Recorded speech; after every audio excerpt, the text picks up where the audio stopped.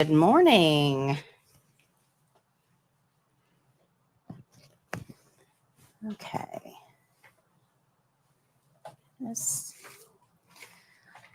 Okay, so what's going around is the confirmation sheet. If you can just make sure your name and your email is correct. So this is what everybody online gets to see, is what's on the screen. You can see you guys aren't on here. This is where all my on-screen graphics are going to be. This is where I stand.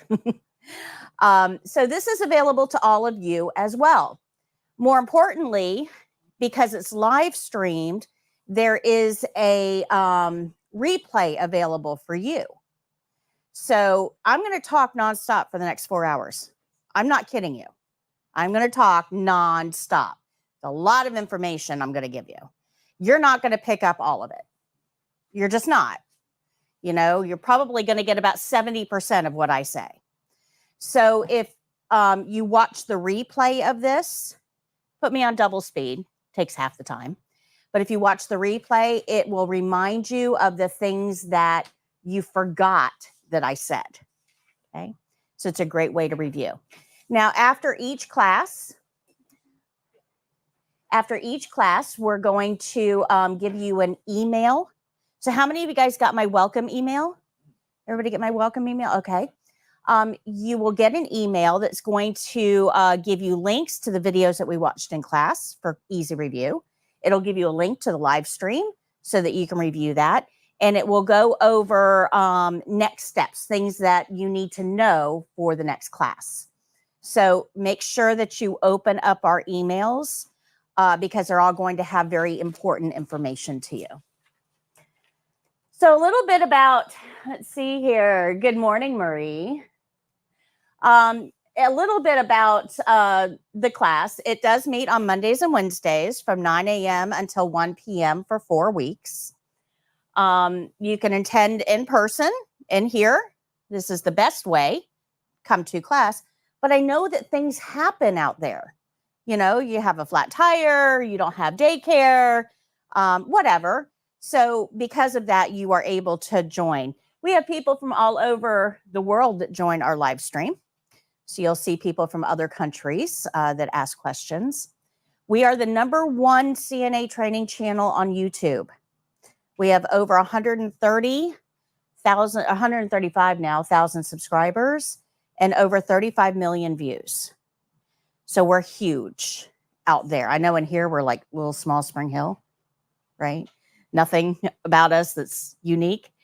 I also produce training materials that are used by schools all over the country.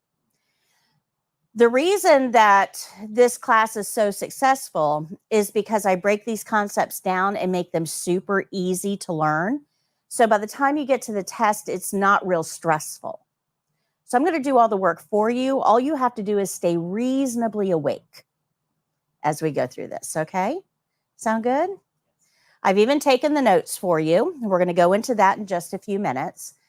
A little bit about me. My name is Patricia Laramie. I am a registered nurse. I started this class about 17 years ago, basically because a couple nursing home directors of nurses, DONs, I was teaching CPR at the time. They liked my teaching style. They said, hey, can you put a CNA class together? I said, sure, it can't be that hard. So I put a CNA class together, and my students did not do well. So that, I am a type A personality. That got under my skin. Wait a minute. I thought I knew. I'm a nurse. I thought I knew what CNAs did, right? And I focused on all the stuff that all those instructors focus on. Good morning. Hi. Things like medical terminology, medical abbreviations, body systems, right? All of those topics is what I focused on. Turns out that's not what they want you to know. So because I didn't do so well, it really pushed me to study the test. What is the test about?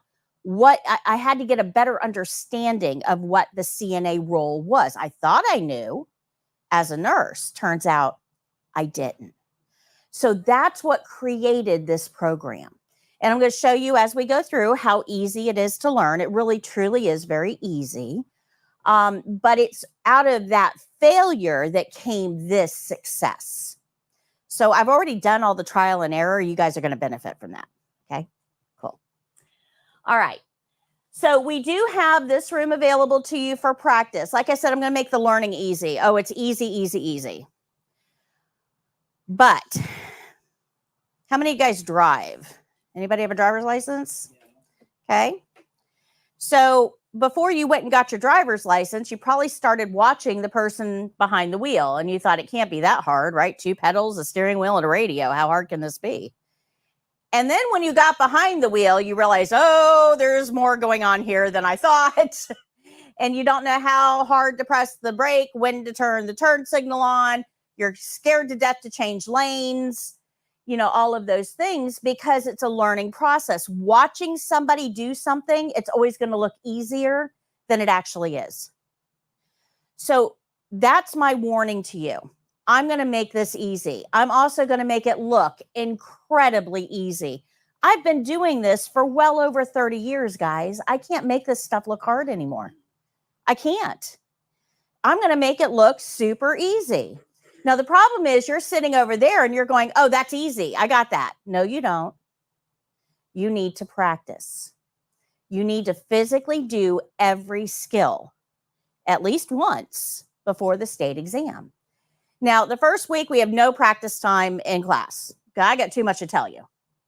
Second week, we have a little bit of practice time for certain skills in class, little bit. Third week, we start to get into some practice time. I'll talk for 3 hours. I'll give you an hour of practice. Okay. By the time we get to the last class, I'm only talking for like an hour and the rest of it's practice. So as we get further into the program, your practice time increases as part of the class. Sound fair? Yes. Now, during practice, the camera's off. We tell everybody online, bye-bye, and we turn the camera off. So the practice is just you and, you know, your classmates. But that's probably not going to be sufficient. Remember, I said you need to practice every one of these skills before you test. So we do have this room available to you. Mondays, no longer. So, yeah, okay, I did change it. So we don't have practice time on Mondays any longer. But on Wednesdays from 2 to 4, we have practice time. And on Thursdays from 2 to 4. So you will have practice time, and you'll see that the very last thing I give you in class, the graduation folder has that in it. So we'll remind you of that, okay? So Wednesdays and Thursdays from 2 to 4, you can come in here and practice, but you cannot bring outsiders in. So friends, family, pets, strangers on the side of the road that, you know, you find, can't bring them in.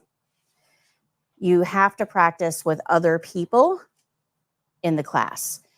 You know that application that you guys filled out, you know, to get into class that had a waiver in it?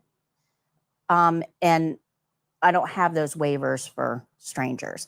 My liability insurance says I need that. Okay. So my suggestion to you is to look around and find a friendly face, make friends, exchange phone numbers, make a group, you know, a Facebook group if you want to, but coordinate with your other students to be able to come in and practice, because it's hard to practice by yourself. You're going to hear me say this a little bit later in the program, but the best way to practice is in groups of 3. One person has to play the patient.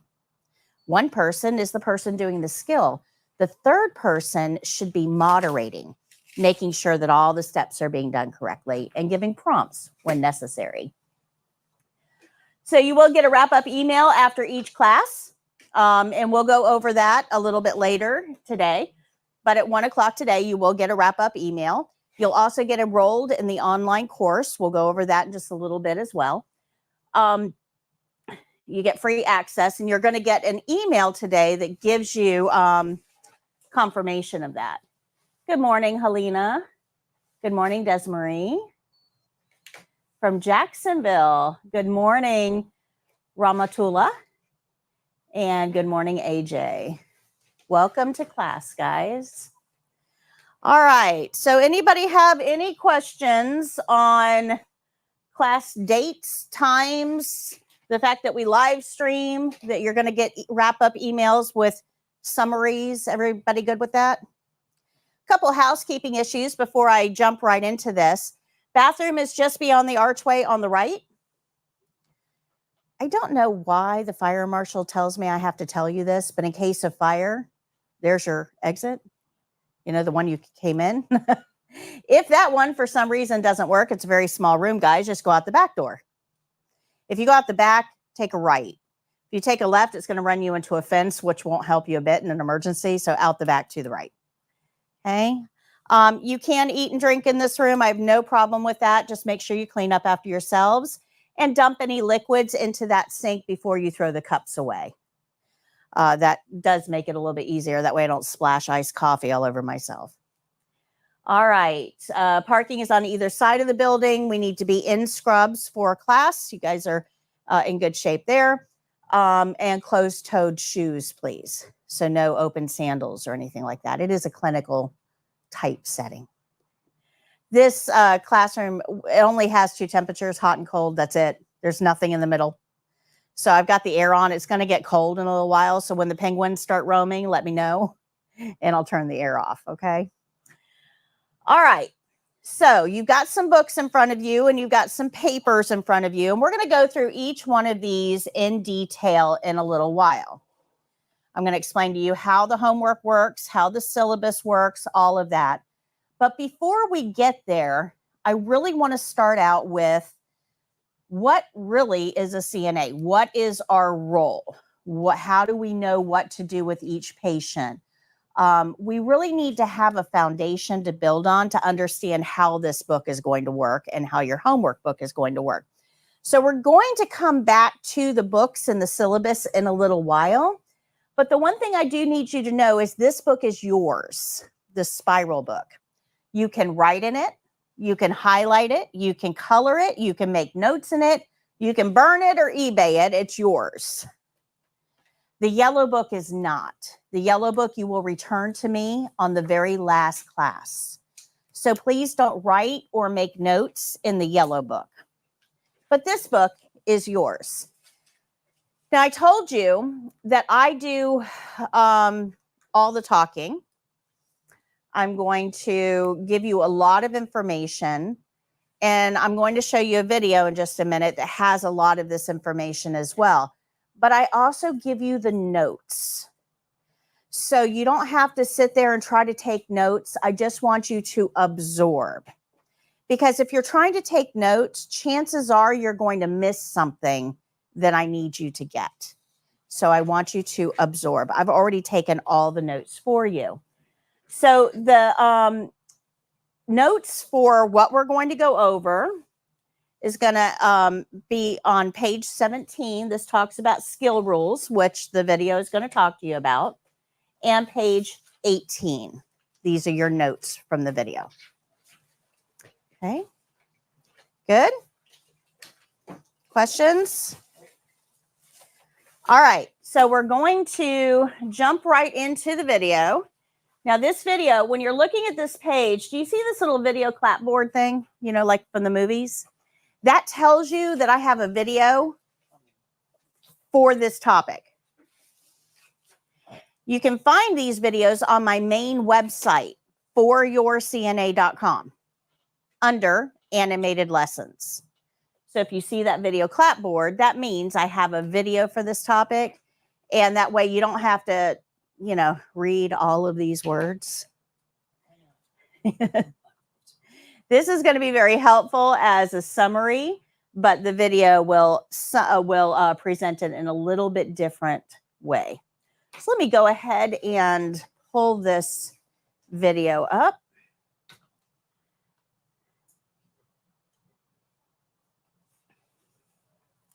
Give me just a second, guys.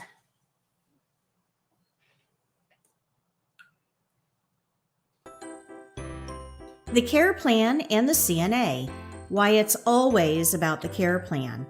A presentation brought to you by 4YourCNA.com. Thank you for joining 4YourCNA's online CNA test prep. We will be preparing you for both the written and skills portion of the exam. This course contains videos, interactive lessons, activities, testing care plans, test registration instructions, practice questions, and much more. This program goes way beyond our skills videos available on YouTube. But in order to pass the test, there is one single principle that you must understand: the importance of the care plan. Without this key, learning the skills is meaningless.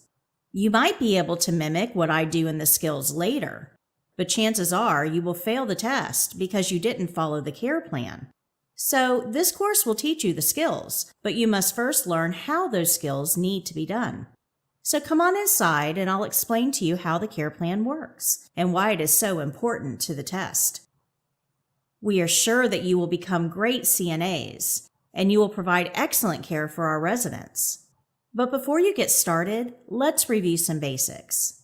Does anyone know what the initials CNA stand for? Certified Nursing Assistant? That's exactly right, April. A nursing assistant is there to assist the nurse. You will be receiving all of your instructions from the nurse and must follow their directions. This will probably include taking vital signs and assisting with personal care tasks. But you may also be asked to assist with other nursing procedures as well. It is important to only do the things that you have been trained to do. If you aren't sure how to do something, ask someone for help. It's okay to not know everything. But please, don't try to do something that you aren't familiar with. It might harm the patient. In this online CNA test prep program, we're going to show you how to do all tested skills. But that is only the beginning of your education. You will learn way more on the job, because every patient is different and will have a different way that those skills need to be done. And that's where the care plan comes in. As a CNA, you will be expected to assist our patients with many routine tasks. Generally speaking, CNAs help patients with things that they can no longer do for themselves. Things like sleeping, toileting, grooming, bathing, dressing, eating, socializing, and activities. Together, these are called the Activities of Daily Living, or ADLs. These are things that everyone does every day for a healthy life. But not all patients will be able to do these things for themselves because of illness or injury. Sometimes people are too weak to go to the bathroom on their own or feed themselves. And that's where you come in. If a patient needs help with any of these tasks, you will be there to help them. But not all patients will need help with all tasks. This is Henry. Henry had a stroke and has right-sided paralysis. And this is Martha. She had a left hip replacement. This is Bob. He has had a recent leg amputation. And Annie has dementia. And they will all require different care. Some patients will need help brushing their teeth, but others will do that themselves. As a CNA, we will help the patients do the things that they cannot do alone, but we will let them continue to do the things for themselves that they can do. How will I know what I'm supposed to do with each patient? I'm so glad you asked, Cassie. As the registered nurse caring for these patients, that's my job. When a patient gets admitted to our facility, I will do a head-to-toe assessment. I will review all body systems to evaluate the patient for real problems and potential problems. This is a very long, complicated process, but here's a brief overview of a general assessment. I'm going to look at his neurological status. I'm going to look at his cardiac status and his respiratory system. I will also look at his integumentary system, which is hair, skin, and nails, and his gastrointestinal system. His urinary system is important, as is his musculoskeletal system. And then I will review his endocrine, lymphatic, and reproductive systems. And finally, I will review the doctor's orders for this patient. I will use all of this information to determine the patient's real and potential problems. Here's an example to put it into perspective. Let's say that this patient has just had a right hip replacement. Now we know that she will need to continue her activities of daily living. She still has to eat, drink, go to the bathroom, bathe, groom, and dress. And after my assessment, I know that she did all of those things herself until today. However, she cannot get out of bed for any reason for the next 3 days. So, since we know that she must stay in bed, I have to figure out how to meet all of her ADL needs. The easiest way to evaluate basic needs is using the TEAMS method: toileting, eating, ADLs, mobility, and special. As the RN, I'll take all the information I gathered during the assessment to figure out the best way to help her. She can't get out of bed, so I have to figure out the best way to meet her elimination needs: bedpan or catheter. I also know she is at risk for constipation, since she's not moving much and she's on pain medication. This is a potential problem. She can feed herself, but the trays must be brought to her in bed. She can't sit all the way up because of surgery, but she can't eat lying flat either. She has dentures, so they must be within reach at mealtimes, and they must be cleaned daily. She's able to clean herself as long as the supplies are brought to her, but she can't reach her legs or feet, so she'll need help. She is on total bed rest for 3 days, and she also needs her dressing changed every day. You can see how the RN uses all the information available to create a plan of care specifically for this patient. This is called a care plan, and it's something that only an RN can do. Of course, this was a simplified version of the care planning process. A real patient's care plan is much more extensive. Every single aspect of her health, condition, and ability level will be evaluated in order to help her. Even the smallest decision can have long-term consequences. The RN will write a detailed care plan for the entire healthcare team to follow, and the care plan must be followed exactly. So every patient will have a different care plan? That's correct, Ben. Every care plan will be different because every patient will be different. Even patients that seem alike because they have a similar diagnosis or have had the same surgery may have differences in care. CNAs don't have enough education or experience to know all the differences. So as a CNA, your job is to read and follow the care plan for every individual patient. In fact, you could say that your job is to follow the care plan, the whole care plan, and nothing but the care plan. Do you think you can do that? Can you follow directions exactly? I can. Absolutely. Sure. Yes.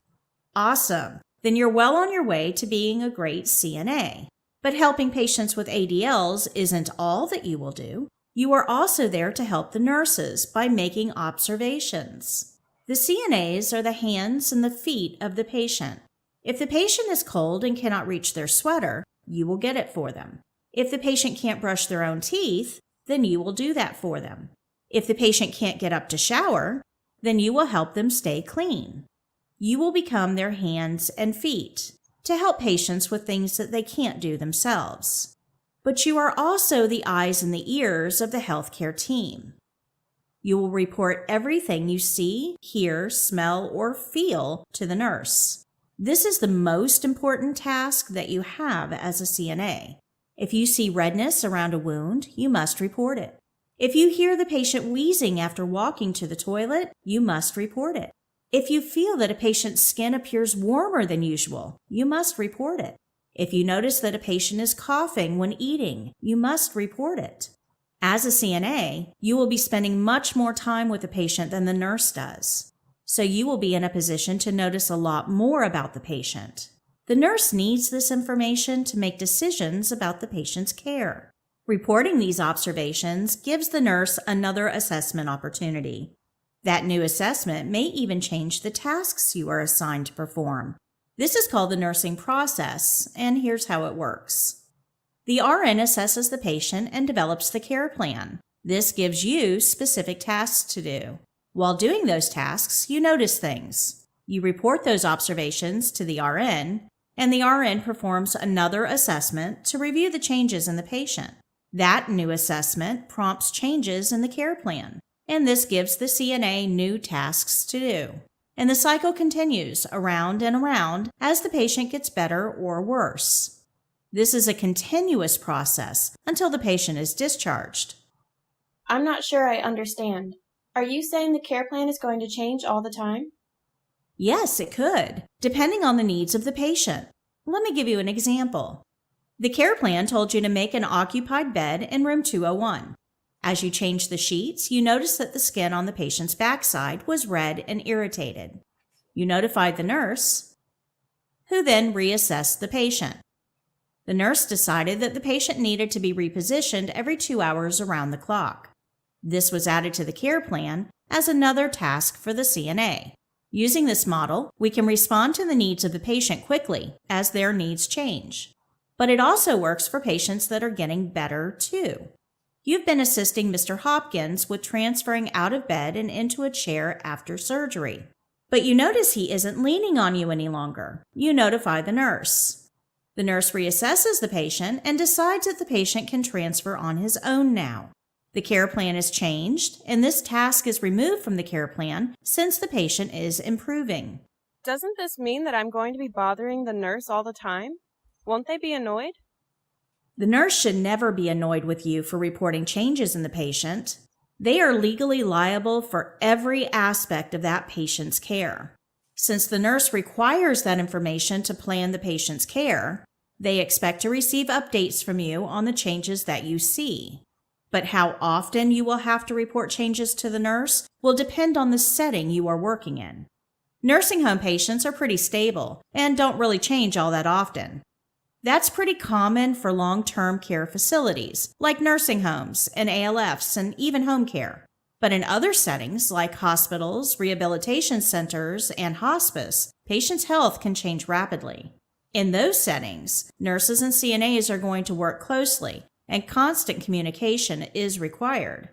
Since CNAs must follow the care plan and are not allowed to alter it, they can't solve problems. The RN is ultimately legally responsible for the care of that patient.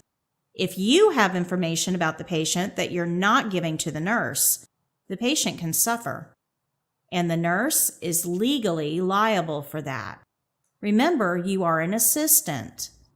You are there to help, but the nurse is always in charge of the patient. So all changes, regardless of how minor they seem to you, must be reported to the RN. When the patient is stable, you will not have much to report and may go days without talking to the RN. But if you notice something, then it must be reported, even if you don't think it matters. If you aren't reporting observations, the nurse can't rely on you anymore. And if the RN can't rely on you, then you aren't a good assistant to that nurse. You must report to the nurse everything you see, hear, smell, or feel. Be a good assistant and report all changes and observations. This is the most important job you have. So the care plan is developed by the RN, gives the team tasks, CNAs follow the care plan, and report changes. Let's recap what we learned today. Can you tell me how a CNA knows what each patient needs? The care plan. As a CNA, you follow the care plan, the whole care plan, and nothing but The care plan. anything unusual that you notice about the patient, you must report it to The nurse. Great job. For the exam, you will receive a care plan. What should you do? Follow it exactly. That's correct. If you don't follow the care plan, you will fail the exam. It's that simple. Now that you understand the care plan, I can show you how the skills will be done for the exam. But remember, you must always read and follow the care plan. That's a big part of the skills exam. Take the brief quiz below to make sure you understand. See you in the next lesson.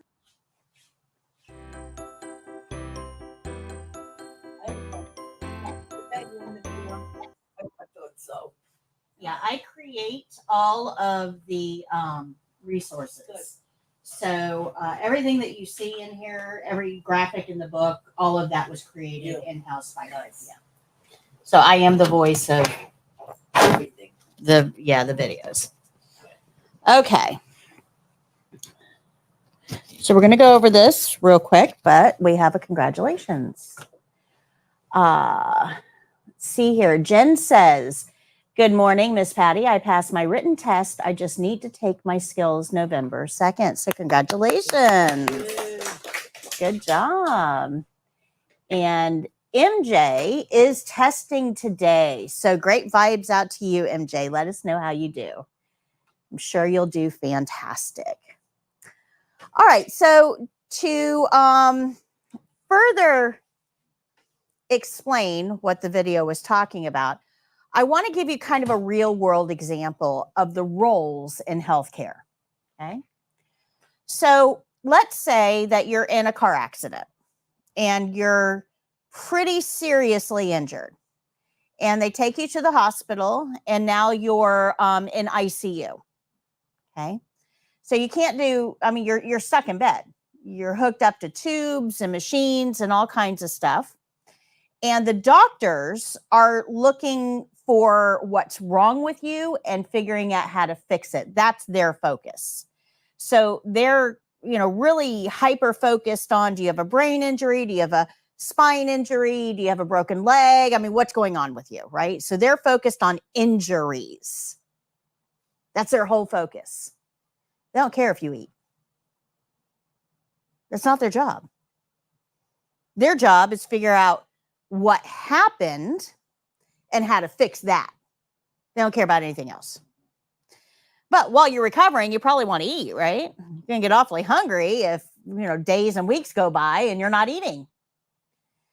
Doctors are also not concerned at all about, how you're going to pee. They don't care. Not their job. They're concerned about your broken legs, your head injury, whatever's going on with you. But I guarantee you, in those days and weeks that you're in the hospital, you're going to have to pee. Guaranteed. Right? So if you're laying there for days or weeks, you're probably going to want to get cleaned up a little bit. After a while, you'll start offending yourself. Things like, brushing your teeth, cleaning the stinky parts, getting back up to baseline. Doctor's not concerned about that. They don't care. They're looking at your broken legs or your spine or your head injury or whatever it is that you're there medically for. So if we know that doctors are focused on the medical part of this, somebody somewhere needs to be focused on how you're going to eat and get cleaned up and toilet and dress, right? Somebody's got to pay attention to that, because you certainly can't get out of that bed and walk to the dining room and grab something to eat. Make sense? So somebody has to be focused on this.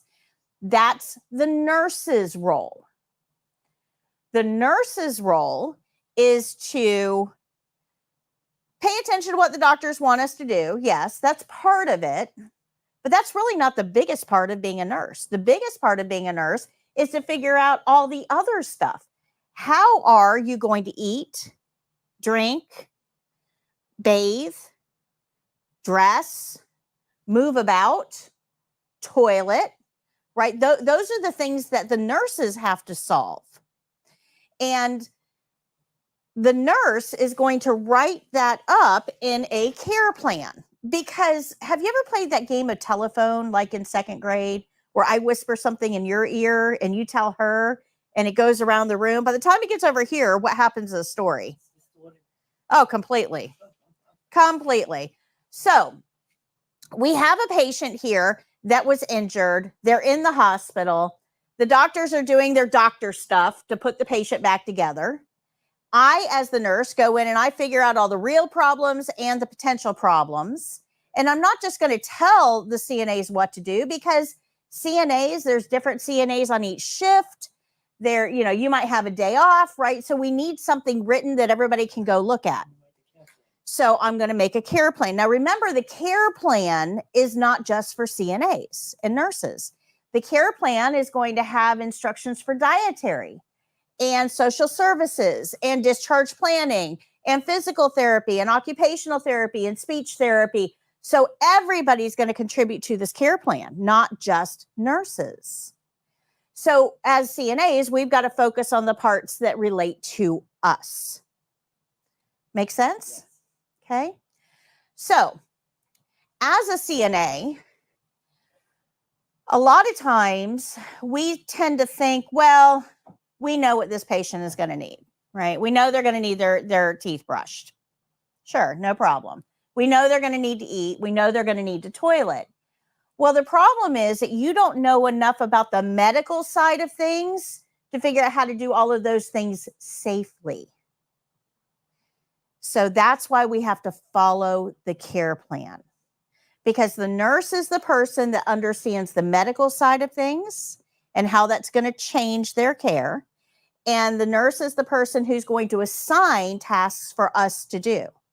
So as CNAs, we follow the care plan, the whole care plan. We don't change it in any way.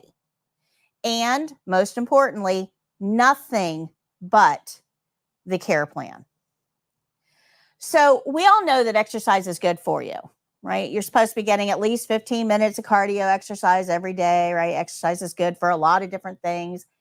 And we're assigned to do range of motion on this guy's left leg. And we figure, well, while we're in here, I mean, he's stuck in bed. I'm doing range of motion on his left leg. Let me go ahead and do the right too while I'm here, because exercise is good. We all know exercise is good, right? So I'm just going to go ahead and do range of motion on the right leg too while I'm here. Is that a good decision? No, it's not. Why? Because that's not part of the care plan. Okay, because it doesn't follow the care plan. But let's discuss what could happen here. Because you don't, as a CNA, know everything that's going on medically with this patient. That patient has a blood clot in the right leg. And that's why we were only told to do exercises on the left leg. When you go in and move that right leg around, that blood clot could dislodge, go directly to the patient's heart, then lungs, and kill them. All because we didn't follow the care plan. So when the care plan has very specific instructions, it's super important that we follow those. Any deviation from that care plan at all is going to make us liable for our actions. As long as we're following the care plan, there is no liability for CNAs. You're doing what you were told to do, how you were told to do it, and exactly what you were told to do. As long as you're following that, the nurses take all the liability, all the responsibility. Good? Make sense? Okay. Any questions on that? Okay, so the video talked about activities of daily living, and this really is what CNAs are mainly all about. As the nurse, I've got to go in and do a head-to-toe assessment on this guy every single shift. I've got to look at all of his real problems, all of his potential problems. This is a long process. But he is not my only patient. I got 8 more just like him. And I got to do head-to-toe assessments on all of those patients. Plus, I've got to hang all the IVs. I've got to do all the wound care. I've got to coordinate with other, people in the medical care team. I have to make the phone calls, order tests, review test results for anything that's really out of whack, and call the doctor. I got a lot of stuff to do. I probably don't have time in there to brush that guy's teeth. Right? There's just not enough time. So what I need is somebody that I can say, hey, you know how to brush teeth, right? Can you go over there and brush that guy's teeth? Now, this is exactly what I need you to do. Okay, don't do anything else. Just go over there and do this. I need to trust that you are going to follow those directions. I need a helper. I need a helper that's willing to do exactly what I'm asking them to do. Because help isn't help if it doesn't help. Good? Make sense? Make sense? So, as a CNA, most of our instructions are going to be written down in the care plan. And that's how the test is going to address this. They're going to give you a care plan. You're going to follow the care plan. But sometimes the nurse is going to ask you to do something verbally. And you are a nursing assistant. So we would do whatever the nurse asks us to do, but we're going to follow those instructions exactly. Good? Make sense? So most of what we do are ADLs, activities of daily living, bathing, dressing, grooming, mobility, toileting, eating, all the things we do for ourselves every single day, that we don't think twice about. But if you're stuck in a place and you have limited mobility or limited energy or limited strength, you may need some help with these things. But we're only going to help right to the point that they need. We don't want to make our patients dependent. Okay. So you had a question? No, good. Okay. Thank you. So we're only going to help with what they need help with, nothing extra. We want to encourage independence whenever possible. Okay. All right, so this is something that was in the video, and this really forms the whole basis of what we do as CNAs. The RN assesses the patient. They're the thinkers of the crew. They're going to go in and look at all the problems, all the real problems, all the potential problems. They're going to plan what we're going to do for each one, and we're going to write up a care plan that's going to address all of that.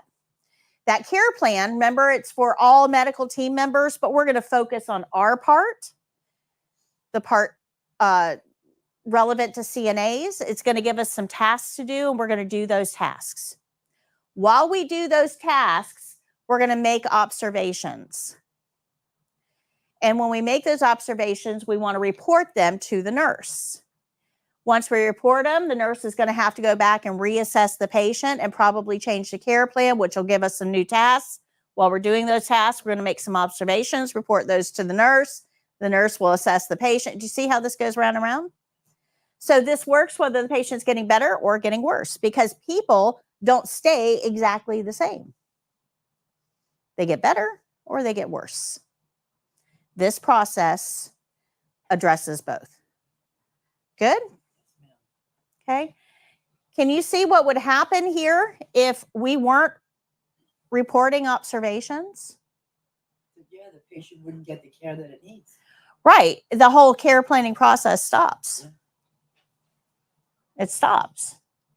So we want to make sure that we really are reporting those observations. How many of you guys have ever heard of home health aides? Did you hear of home health aides? Okay. Yeah. So home health aides. What's the difference between That's home health? I'm Yeah. yep. That's a big question too. Just stay with me. I am sorry. Okay. So when you have a home health aide, sometimes we have some other terms like patient care technician, patient care assistant, nurse tech, all of those terms. Those are non-regulated terms. And what they do is this. This is it. This is all they do. They follow tasks. That's it. As a CNA, we have 2 additional steps. We have to be trained to observe for any abnormalities. So part of what we're going to learn is normal changes of aging so that we can recognize abnormal. That way we know what to report. Okay. So non-regulated entities like nurse techs, patient care assistants, those types of things, they are only going to perform tasks. That's it. You tell them go brush teeth, they're going to go brush teeth. But they're not trained to make observations while they're doing that skill. Does that make sense? That's the difference between being certified and non-certified. So if we're going to be paid to be certified, right? We're getting a higher rate of pay to be a CNA. The only thing that's separating us is this. So how important do you think this is? That's pretty important. Okay. Good. Yeah, more money. So half of your job, guys, half of your job is going to be observation and reporting. It's not enough just to learn how to brush teeth. I can train a 9-year-old to do that. Really? Right? It's not enough to learn how to do the skills. We need to learn what we should be looking for and how to report it. So you guys understand a little bit more about your role here? Okay. All right, so let's see if you do understand. Let's go to page 20 in your spiral book.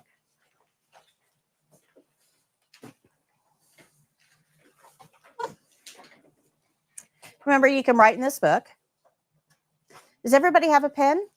Does anybody not have a pen? Let me ask that. Pen, crayon, lipstick, I don't care. Okay, so page 20 has 8 questions. You're going to read the care plan and answer the questions related to that care plan. Go ahead and take about 10 minutes to complete this activity. When you're done, put your pens down so I know who's still working.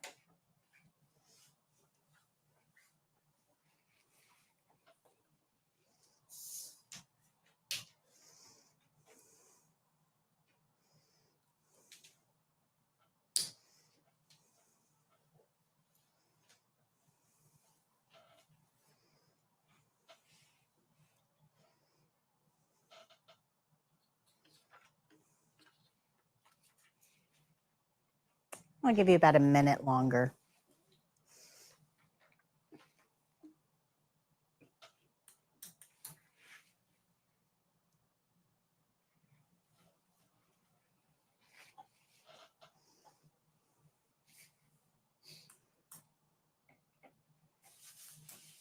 Okay, looks like we're all done. All right. So let me go back here. So when we're looking at this page, right?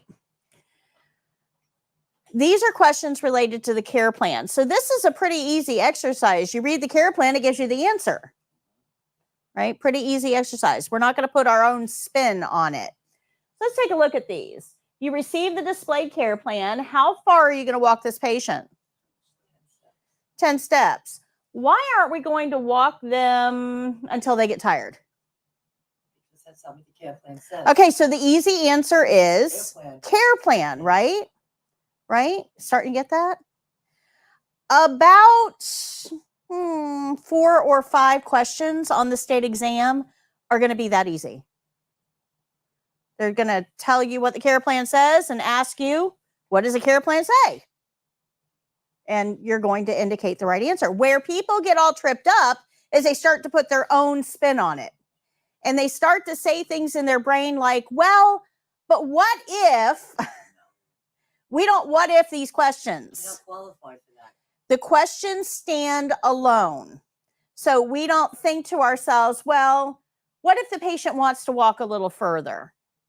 That's not in the care plan. So if the patient wants to walk further, we need to get approval from the nurse. Starting to see how easy this is, Sure, it's chain of command. right? Yeah, we follow the care plan, the whole care plan, and nothing but the care plan. So what are we going to use to help this patient? A gait belt. Yeah, How do I know that? because that's what the care plan says. Okay, this question right here was on the state exam a couple of years ago. This is a retired test question. They had to take it off because it had a high failure rate. It had a high failure rate because a lot of people chose D.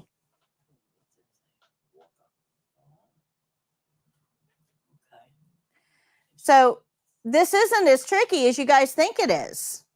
Care plan said gait belt. We need a gait belt. We aren't going to think to ourselves, well, I get a walker. Care plan doesn't say anything about a walker. We have to be careful here. Okay, so this question had to be taken off the state exam because too many people missed it. And we've only been here 50 minutes, and you know how to answer that question. Okay, so be careful when you get to the test. A lot of times your brain will try to trip you up. So number 3, which body part are we going to exercise? Right hip and knee. Right hip, knee, and ankle. Why? Easy answer. The care plan. Care plan, that's right. And how many repetitions are we going to perform? Why? Care plan, that's right. So let's go down to number 7, because 7, believe it or not, gets missed a lot. Which vital signs are you required to obtain for this patient? The pulse. Again, A was the most popular answer. All vital signs. Just because you know how doesn't mean that we're going to do them on every patient. We are going to follow the care plan. Now, I'm going to tell you that on the state exam, this skill is the number 1 most failed skill. Taking a radial pulse, number 1 most failed skill. Why? Well, I'm going to get there. Sorry. I'm going to get there. Number 1 most failed skill. This isn't a hard skill. We're going to find a pulse. I'm going to teach you how to find a pulse. And we're going to count it for as long as the care plan tells us to. How long does that care plan tell us to? 1 full minute. Now, here's the problem.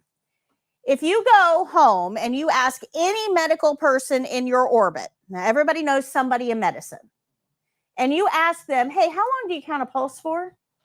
They're going to tell you, oh, 15 seconds and multiply that by 4, because nobody has time to count for a whole minute. I mean, that's a long time. So count it for 15 seconds and multiply that by 4 to get your whole minute reading, right? Because if you look at a clock, there's 4 15-second parts to a minute. So you count for 1 15 seconds, multiply that by 4, and get your whole reading. And that's absolutely allowed in a clinical setting. No problem. Unless the care plan says to count for 1 full minute. What does our care plan say? 1 full minute. But the healthcare workers aren't going to tell you that. They're going to say 15 seconds multiplied by 4. So when you go to the test, if you listen to them and you didn't read the care plan, you would only count for 15 seconds, multiply that by 4, and get your reading. But here's the secret. The number that you get doesn't count nearly as much as how you got that number. The test is all about finding out if you understand that you have to follow the care plan. It's not about taking a pulse. The number barely counts. So if the evaluator gets 76 and you get 76, it's not an automatic pass. How long did you count to get that number? The test is all about following the care plan. You starting to see how important this care plan thing is? That's what the test is going to focus on. Now, wouldn't it be helpful for you if you had all the care plans from the test before you got there? Are you going to give them to us? So yeah, you could take a look at them. Wouldn't that be helpful? Yeah. Well, here's 4 of them. Nice. Thank you. Those are the testing care plans. When you go take the test, this is exactly what that care plan is going to tell you to do, word for word. These are the testing care plans. These are 4 of them. But you're going to be tested on 20 skills, so you need the rest of them, don't you? Sure. Yeah, so turn in your books to page 23. You're a good teacher. Thank you. 25, sorry. Yeah, 25. There we go. These are the testing care plans from the state exam. We're going to get into the state test in a little while after break, where I'm going to explain to you how the state exam works. But these are the testing care plans from the state. This is exactly what you would get. Exactly. They'll be on yellow paper when they give them to you, but they are laminated. This is exactly what you would get. Okay. Oh, yeah, AJ, good. Very good. AJ's playing along, answering the questions. All right. So everybody understand how important that care plan is? Everybody understand that they're going to try to trick you into not following the care plan by giving you an answer that makes sense. But we're not going to choose that answer. We're going to follow the care plan. So it's pretty easy. If I told you, hey, the sky is blue, and then I ask you what color is the sky, what are you going to say? Blue, right? I gave you the answer, and then I asked you the question. You're going to give me the answer I just gave you. That's what the test is. They give you the care plan, and then they ask you the question. It's not a trick. Give them the care plan answer. That's what they're looking for. Good? So how hard can this test be, guys? You don't pay attention. Now, if you don't know the secret, it can get really hard. The secret is to follow the care plan. If you don't have that key, this test is super hard because you're making up all kinds of answers to this. I used to give this when you guys walked in. I did this for a couple of years. When you guys walked in, you know how you got like 5 or 6 minutes before I start talking on the first day, and you're all nervous and you're kind of looking around. I used to have this as a pretest for you to take when you first walked in the room and didn't know anything. So this was a pretest that I handed out. And you answered these, students answered these all wrong. Every one of you, all wrong. And then we went through this lecture, and then you're like, oh my gosh, now I get it. Okay. I stopped doing that because I got complaints because people were like, I haven't learned anything and you're testing me already. And your test anxiety goes way, way up and people are afraid of testing. So I quit doing that and I just put it in here. But understand that you've learned a lot in the first hour. You've learned the whole key to the written test in the first hour. I got 31 more hours with you. You're getting 31, no. Now just imagine how much more I have to teach you. Okay. We are going to take a break in about a half hour, 45 minutes. So bear with me. I do give you a break, 15 minutes. We will take a break in a little while, but everybody understand the importance of that care plan? All right. So this program is built on something called principles. We see the principles along the back wall. Okay. See the principles on the back wall. Colorful banners on the back wall. We are going to learn all of these principles, every single thing on that back wall in the next 2 weeks. We're not going to memorize, because if you memorize something, you'll forget it. We're not going to memorize. We are going to learn. It's the difference between the two. Now, to show you how easy it is to learn all of this, I'm going to tell you you've already got the first one down. We perform the skill as directed on the care plan. CNAs follow the care plan, the whole care plan, and Nothing but the care plan. nothing but the care plan. Oops, sorry. Nothing but the care plan. While we're performing that care plan, what else should we be doing? What's the other half of our job? Observe for any abnormalities, changes, or pain. And then what do we do with that observation? Report it to the nurse. You know that first banner. You've just learned it. We didn't memorize it. It's not just a whole bunch of gobbledygook in your head that doesn't mean anything. You've learned this. So just like you've learned this, we're going to learn the rest of them. Today, we're going to learn 2 more as we go. Okay. By the time we get through week 2, we're actually using all of these principles to build skills. So think of these as building blocks. Okay. Good. Yes, ma'am. Okay. So anytime you see purple, dark purple, you should automatically think skill rules. Am I following the? Skill rules. Yep. Care plan. Very good.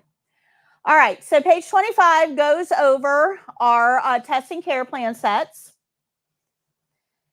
For the state exam, each one of these has 3 skills on it. There's 1 ADL skill, 1 mobility skill, and 1 documentation skill. You don't need to know that, but that's how they're divided up. Everybody gets a documentation skill on the state exam. And then these little clocks here. Why is my door? I don't think it's closed all the way. These little clocks here tell you how much time you would have to do that skill set for the state exam. So for instance, this one, you would have 33 minutes to do those 3 skills. I'll talk to you a little bit later on in the program, I think it's week 3, about how they come up with these timings. There's a formula they use. When I told you that I studied the test, I mean I studied the test. I am now the subject matter expert for prometric testing in the nation. I know this test better than most evaluators know this test. In fact, Prometric uses my program to train their evaluators. Okay? So if you pay attention, there is no way you can fail the test. Good? I had an evaluator from Texas reach out to me not too long ago and with a testing question. And I said, well, you really need to talk to your supervisor. And he laughed and he says, yeah, but she told me to call you. So this is important information for you. Okay? Insider secrets. Shh, don't tell anybody. All right, so let's talk about our scope of practice. This is going to be on page 22. And the scope of practice really can be kind of summed up in we follow the care plan, the whole care plan, and nothing but the care plan. But that's not the whole story. When it comes to the scope of practice, the care plan counts. tells us what to do.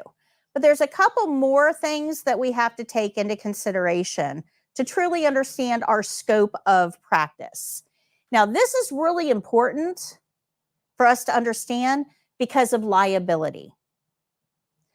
As long as we're in our scope of practice, we have no liability. Nobody's ever going to sue you for anything, as long as you meet certain conditions that keep you inside the scope of practice. Now, this is a whole lot of legalese, right? Scope of practices are in the Nurse Practice Act of the state statutes and in Chapter 64 of the Florida State Statute. I mean, guys, I dug deep for all of this information, but it's a whole bunch of legalese, gobbledygook. Doesn't really make any sense to anybody. So what I did is I made it simple. So over here, you see this poster. Can everybody see the poster? You guys might have a difficult time. If on your ID badge, turn it over on the back.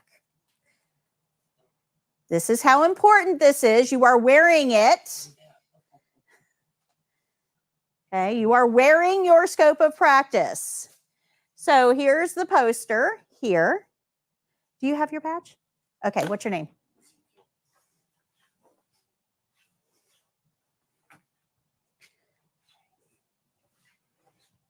There you go. You're welcome. Okay, so the foundation of what we do is right there on the bottom, right? The foundation. We follow the care plan, the whole care plan, and nothing but the care plan. That's our foundation. But we have to have some walls to keep it. Otherwise, we're like, you know, care plan told me to put in a tracheostomy. Do I know how to do that? No, but the care plan said, let me give it a try. No, it doesn't work that way. So the care plan forms the basis of what we do, but it's not everything. So we kind of have to have some ways to keep us in our scope of practice safely. So on one side, we have CNAs do normal. Now, what is normal? Normal is defined as a routine task on a stable patient according to the care plan. A routine task on a stable patient according to the care plan. So if I have a routine task that a routine task on a stable patient according to the care plan that you have received training to do. Okay, that's another part of it. So let's say that we're working, I'll pick on you. What's your name? Antea? Okay, so Antea, you go to work at a same-day surgery center in post-op. Okay, so these are places that you go, you have surgery, you go home at the end of the day. We don't keep you overnight, you know, small surgeries. And you're in post-op, which means these people are getting ready to go home. So one of the things that you would get during surgery most of the time is a catheter.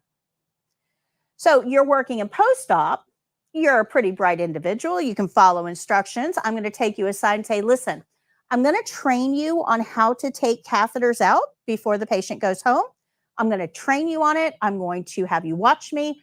I'm going to watch you. We're going to go over questions, training. Training doesn't have to be in a classroom. It can be at the bedside. But I'm going to train you. Now, that's a task in your scope of practice. It's a routine task. Our patient is stable. They get ready to go home. And you've been trained. Okay? So now you can do that task. Now, you have never been trained to take out a catheter. Just because she can do it, does that mean you can't? No, I can't, and I'll tell you. Okay. So we do routine tasks on stable patients according to the care plan that we have received training to do. That's normal. Okay. Now in Florida, there's pretty much a wide open policy. So you may be just fine taking out catheters in that same day surgery center, but you go to work then at a hospital and they're like, oh, no. Our CNAs do not take out catheters, even if you've been trained. Not going to happen here. So some of this is going to be dictated by our facility policy. Okay, good. Now, you don't need to know that. The nurses need to know that because they're the ones delegating. You don't need to know that, but you do need to know what normal is. Normal is a routine task on a stable patient according to the care plan that you have received training to do. Good? Any questions on that? That's normal. So we're not jumping into a code situation here and learning how to draw blood. Okay? That's not a stable patient. On the other side, we have principles guide performance. So we have to know how to do these tasks. How do we do these tasks? How do we do them safely? How do we do them while protecting our patients' rights? How do we do the tasks? That's what we're going to learn on the back wall. Our principles guide our performance. This covers what we call best nursing practice for all skills. So if we're going to do a washing skill, all the washing rules will always apply. If we're going to turn a patient over in bed, scoot and roll will always apply. If we're going to use supplies, using a barrier to provide a clean place will always apply. Make sense? So at the base, we have the care plan, the whole care plan, and nothing but the care plan. Normal keeps us in place. The principles tell us how to do those skills. And then above everything else, so do you see how important this is? Above everything else, we have to remember that it's always about the patient. So here's where you guys tend to trip up, okay? When you're testing, you're very aware that you're being tested. You're very aware that the evaluators are watching your every move. And you're very aware that your performance is what's going to determine whether you get certified or not. That's a lot of pressure. And a lot of us don't like tests. In fact, I haven't seen a single person that woke up on testing morning and said, yippee, I get to test today. No, it doesn't work. Everybody is stressed when it comes to the test. Everybody. So chances are during the test, you're focused on you. My performance, my steps, my skills. I don't want to forget. It's normal to focus on you. But who should you really be focused on? The patient. If you can turn your point of view, your frame of reference around, and start looking at the patient. Does the patient look comfortable? Is the patient safe in the middle of the bed? Does the patient understand what I'm doing? Is the patient uncovered and exposed to the world? If you can make that shift in your mind to start focusing on the patient, your test, your performance will improve dramatically. Because in a clinical setting, it's not about you. It's always about the patient. So if you can make that shift in your mind, see, all of you guys are here because you're trying to figure out how to beat the test. You want to be certified. That's what brought you to class. Not to beat the test, just pass the class and Right. have an education and, prosper in life. But that's what brought you to class. To make money.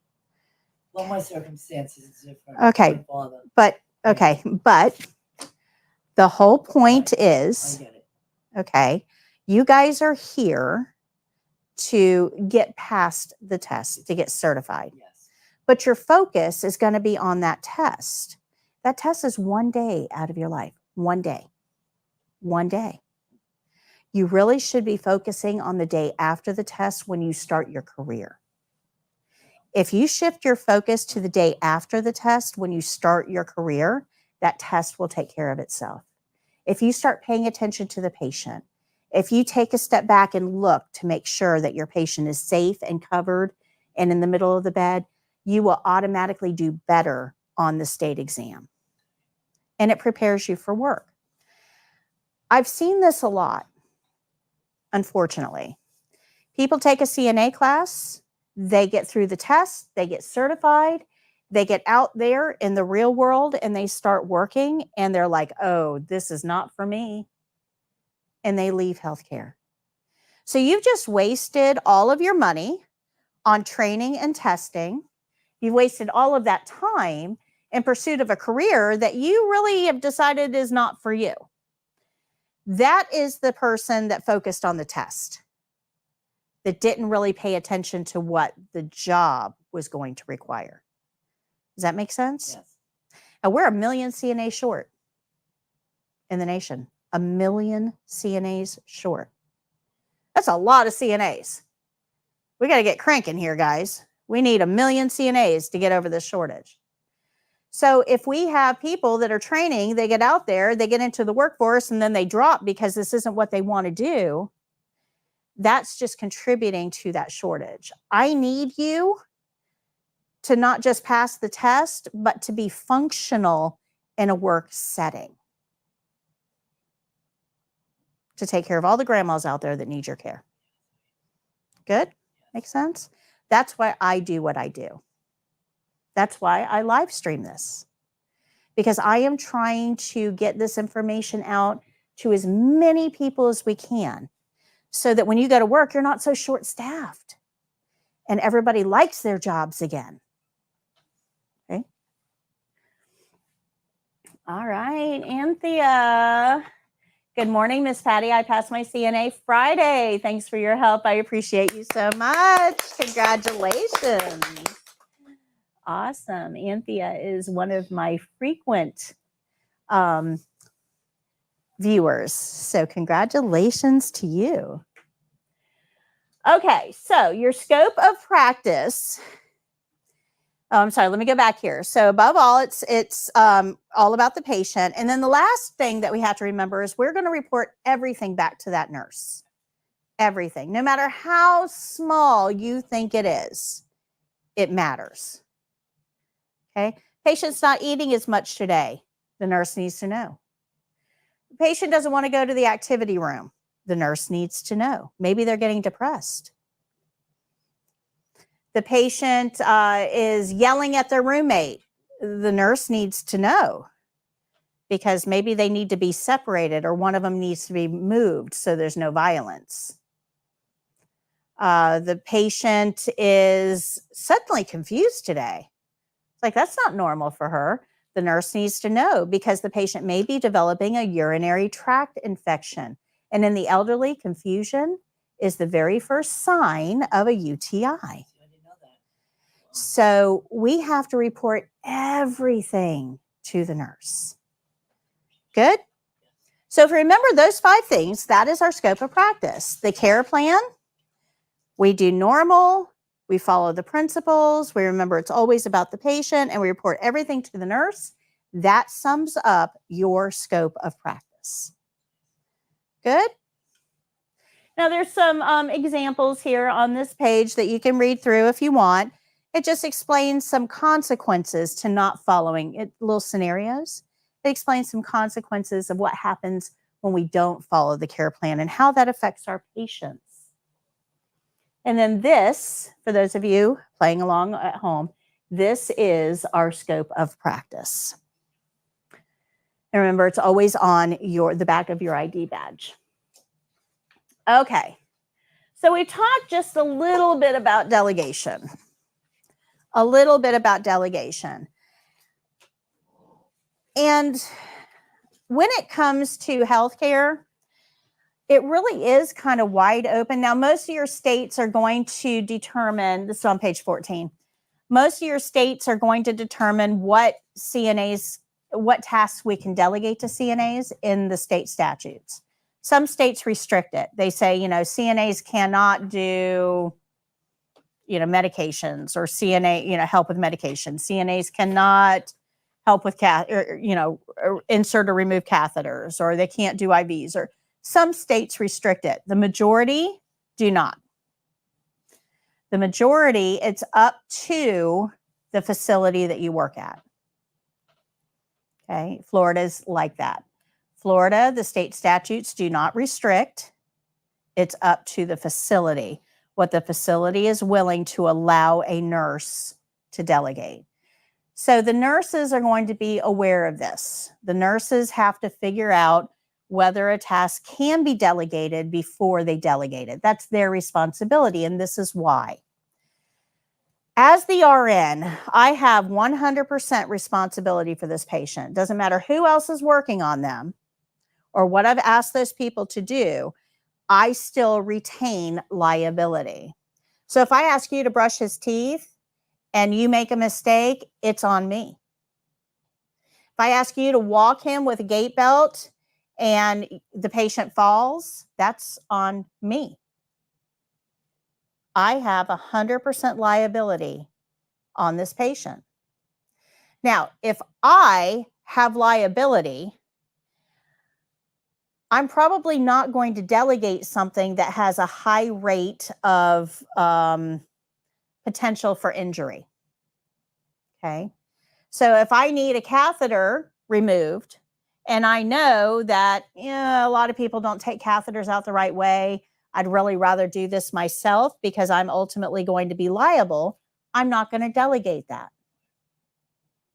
So ultimately, it's going to be up to the nurse to decide what they're going to delegate and what they're going to do themselves. Your responsibility is knowing is this patient stable? Is this a routine task? Have I been trained to do this? Do I know what supplies I need? And do I know when I need to call for help? Okay, those are our responsibilities. So if I ask you to do something that you have not been trained to do, what do you think you need to tell me? Yeah, I haven't been trained. I haven't done that. Not familiar with it. I'd ask for training then. Well, maybe I might, as the nurse, say, oh, okay, it would be quicker for me just to do it myself right now. So it's important that we understand the rules around delegation just so we know when we are in the right, but the nurses are going to be the ones legally responsible for this. Because even if you're doing the task, they still have liability. Now, where this changes a little bit, this is very common. Nurse says, I need you to, and the CNA is like, am I allowed to do that?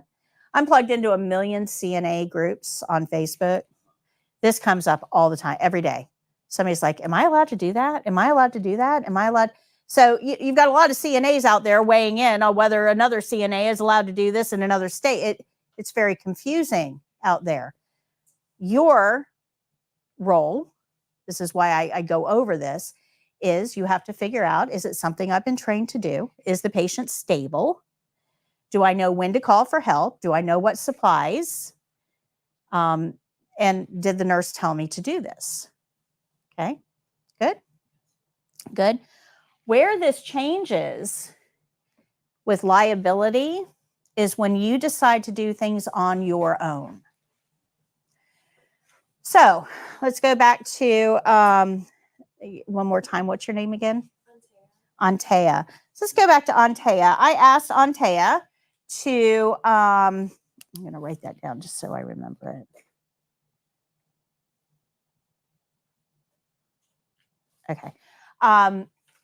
So I asked Antea, can you take a catheter out at a post-op setting of a same-day surgery center? She's been trained. She can do that, no problem. The next patient that comes through, she decides on her own, hey, this patient's going home. Let me go ahead and take the catheter out. She wasn't told to do it. What if this patient has to go home with the catheter? That does happen from time to time. So because she decided on her own, it wasn't in the care plan, nobody asked her to do it, she decided on her own to do that task. Do you think I'm going to take liability for that? No, absolutely not.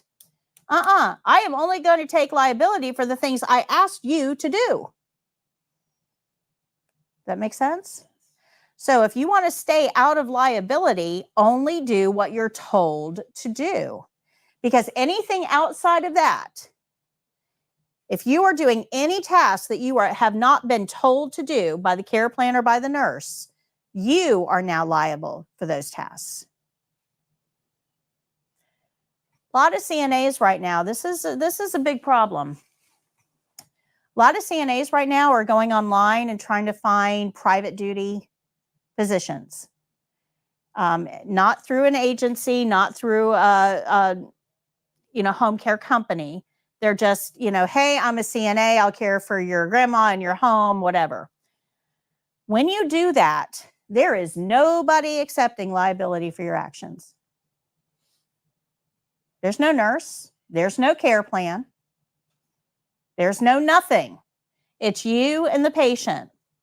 So what happens if that patient falls? Who's it on? I have a question. Yep. What about if you're taking care of a family member? Well, that would be a little, I'm talking about liability. Okay. So if you're working with, John Smith down the road and he falls, you are liable. That family's going to sue you. If you're the family member, you're not going to sue yourself. Right. Okay. So it doesn't apply. Okay. Liability, I'm talking about lawsuits and criminal charges. Okay. Good? Make sense? So be really careful if you decide to work on your own with a private care position. Remember that, I'm not saying that you can't, but remember that there is the liability issue there. There's also taxes that you have to take out as well. Okay. So everybody good with that? Any questions on what we've gone over so far? Am I going too fast for anyone? No? Okay, we're going to take our break. When we get back from, I'll give you 15 minutes. When we get back from break, we're going to get into what to expect on the CNA exam. So go ahead and take your break.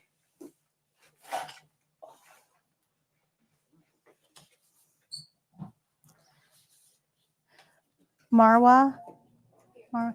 Marwa, how do you spell your last name? Yep.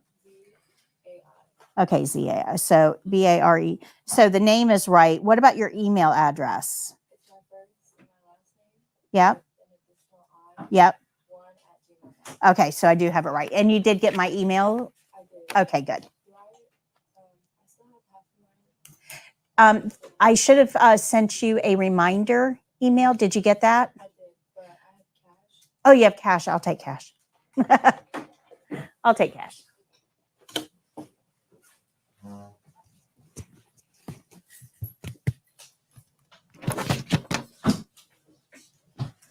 Do you need change? Or is that exactly? Okay. Thank you. Okay. All right, go ahead and take your break. I will be back in just a few minutes. Thank you. And what's your name? G and Q. Got it. Thank you.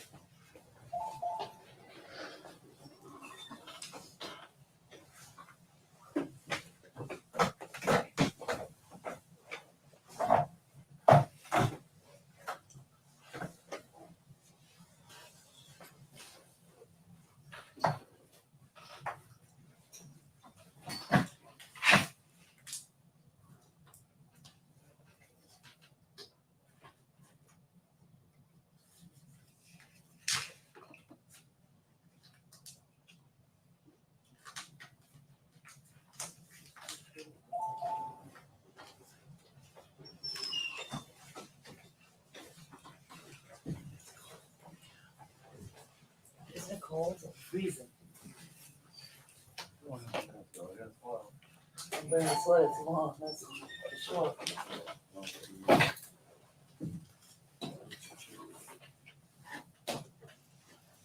We're 10 minutes, let's see here.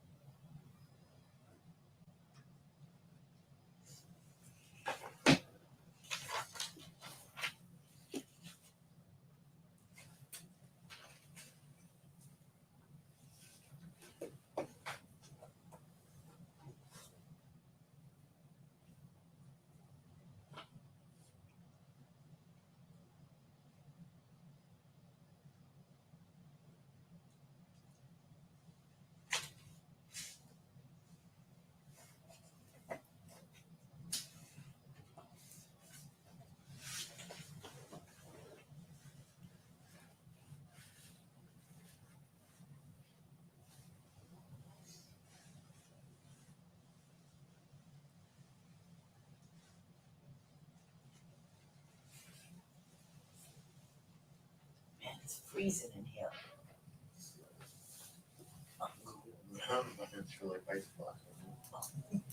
What's your name? Bobby. I'm Kathy. Nice to meet you, Bob.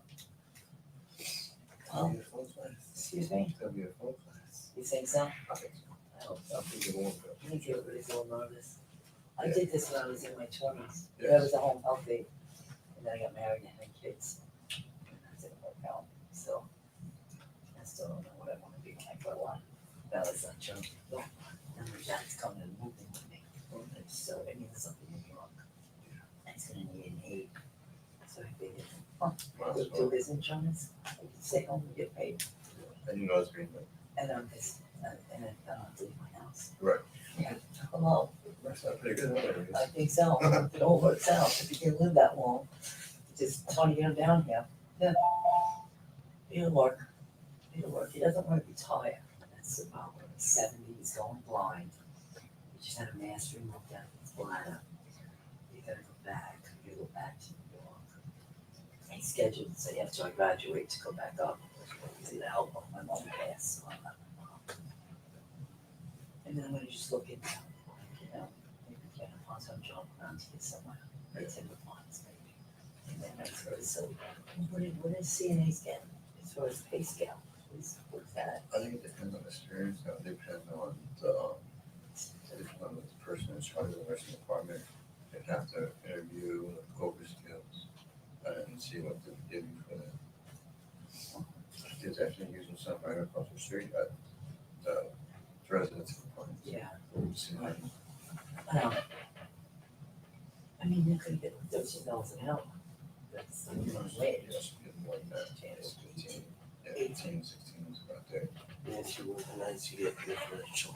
Night differential, sure. How much is that? 20. $20 an hour. I'll do it. She's like back shifts, and she's a night job, like a night shift, so I figure overall shift. Yeah, well, I sleep sometimes. I have a dog. It's It's very chill. Oh, that's it. Nice to meet you. You do.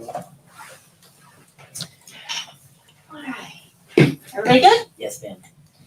Okay. So we're going to kind of switch gears here and talk a little bit about what to expect on the CNA exam, because you have to take that to get, you know, to your final goal here. Is it too cold in here for? Now, when we take that test, will we be taking it here or No, online? we're going to go over all I'm of that. sorry, Just I one just, second. You're fine. I know a lot of people get very anxious and, just need quick answers, you know, so I know. yeah, but I It's a guarantee process. you, I'm going to answer all of your questions as I go. I get it. That's fine. Thank you so much. You're welcome. Okay. And you were right about the cold. Yeah. Tomorrow's weather day. Let me turn this a little bit to make it a little bit better.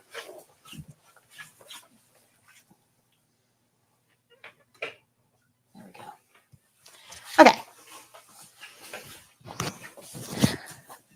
So we're going to talk about the CNA exam here. When you go take the test, there's two parts to the test. There's a written test and a skills exam.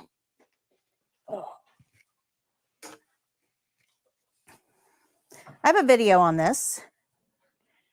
You can see the video clapboard here. That means I have an animated video that's going to be located on 4YourCNA.com under training, animated videos.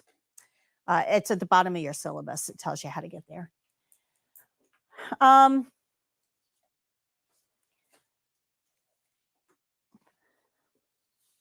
talk about testing day. You will be going to a testing center. Our closest one is in Tampa. Anybody from Citrus County? Anybody from Citrus? Okay, there are a few in Ocala as well. For us, the closest one is off of the Parkway on Waters Avenue, not too terribly far in Tampa. The other Tampa one is over by Busch Gardens area, so kind of the other side of Tampa. You can test at any testing center in Florida. If you want to test in Miami and jump on a cruise ship after to celebrate, you're free to do that. You can test at any testing center in Florida. When we fill out the registration packets next week, I'll be giving you the registration packets next Wednesday. We'll go over them in detail. When you fill that out, you have to indicate which testing center you want. So just kind of keep it in mind, okay? So when you go to the testing center, you need to be there 30 minutes before your scheduled test time. Testing starts at 9. That means you have to be there by 8:30 in the morning. Do not be late. They actually close the doors at 8:30. So when I say you got to be there by 8:30, you really probably should be there by like 8:15. And it takes what, 45 minutes to drive there? Depending on traffic. Remember, you're going to be hitting rush hour traffic. So on testing day, you need to be there no later than 8:30. When you get there at the testing center, the only thing that you can take into the room with you are your keys, your test admission letter. You don't have to print it off, but if you do, take it with you. And you need 2 forms of ID. You need one with a photo and one with a signature. All of this is in, let me go back here. All of this is on page 12 for you. Page 12. Yeah, remember I took all the notes for you. Okay. So you can only take these items in. You cannot take your phones in. You cannot take smartwatches in. You can't take study materials in. No flashcards, no books, nothing like that. Just your keys, your 2 forms of ID, and your test admission letter if you printed it off. That's it. If you're getting dropped off at the testing center, you can take your cell phone in, but they're going to put it in a locker. They're going to lock it away for you. If you take your purse in, they're going to lock it up for you. That you can't have access to that while you're testing. Sure. The exam is a time limit. We're going to get there. Hold on one second. Okay. So when you go, they're going to check you in, and they need to make sure that you are you and you're not testing for somebody else. So they're going to look at both of your IDs. They're going to make sure the names match what's on your registration form. So let's say that you put on your registration form Daisy M. Duck, and your IDs say Daisy Ann Duck. That's not the same person according to the test. You're not going to be allowed to test. Okay.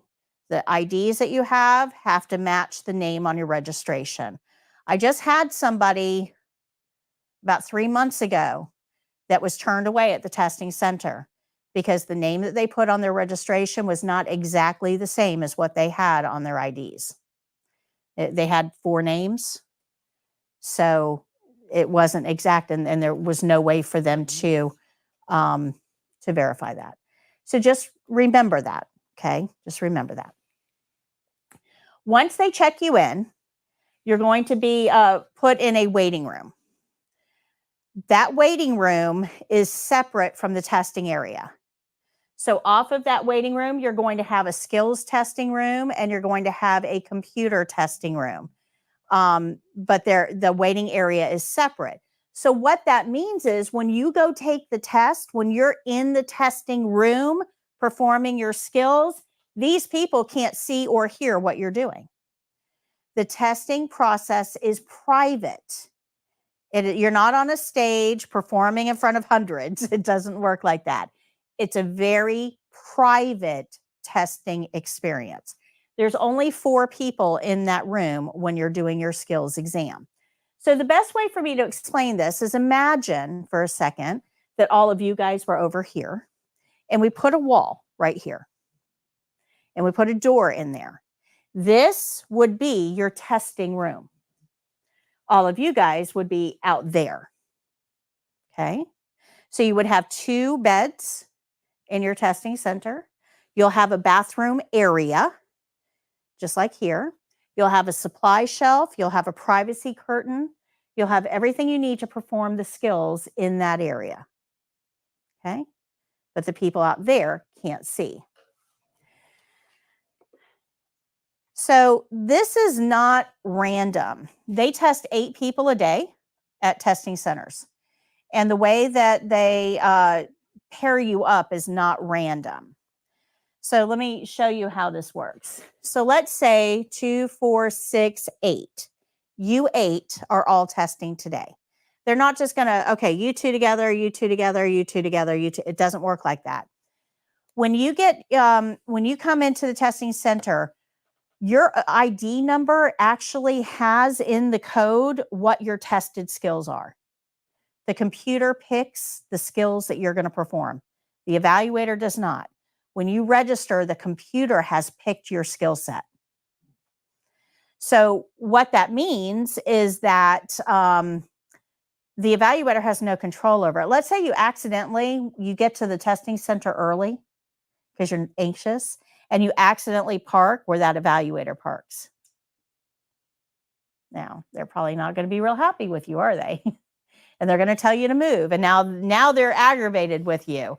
And a lot of people think, well, she's going to give me the harder skills now. She has no control over that. Okay? The evaluator has no control over what skills you get. The computer picked it way back when you registered. Everybody got that? But you need a patient to do those skills on. And in most cases, we're going to do the skills on live people. There are a few that we're going to do on mannequins, but most skills we're going to do on live people. So they've got to partner you up with somebody that can be your patient. So when they do this, when there's 8 people for testing, they're going to pair you up with another testing candidate. You are going to be that person's patient, and that person is going to be your patient. So when they check you in, they're going to ask you, do you have any conditions that would keep you from being a patient for any of these skills? So let's say that you just had some oral surgery done and you got some stitches in your mouth. Well, you'd want to let them know that, because then whoever's got mouth care or denture care, you can't be a patient for. Or maybe you've got athlete's foot going on. Well, you can't be a patient for foot care then. Or maybe you've got a cast on one of your hands. Well, then you can't be a patient for range of motion. So they're going to ask you, do you have any conditions that would keep you from being a patient? You want to be honest. Okay, let them know. But you don't want to make something up because you don't want anybody messing with your feet. Good? Make sense? Make sense? So when they pair you up, they actually, it really depends on the skills that you have. So let's say that you get ambulate with a gait belt. Okay. So you're going to stand somebody up and walk them. We want to find somebody your body size or smaller for that skill.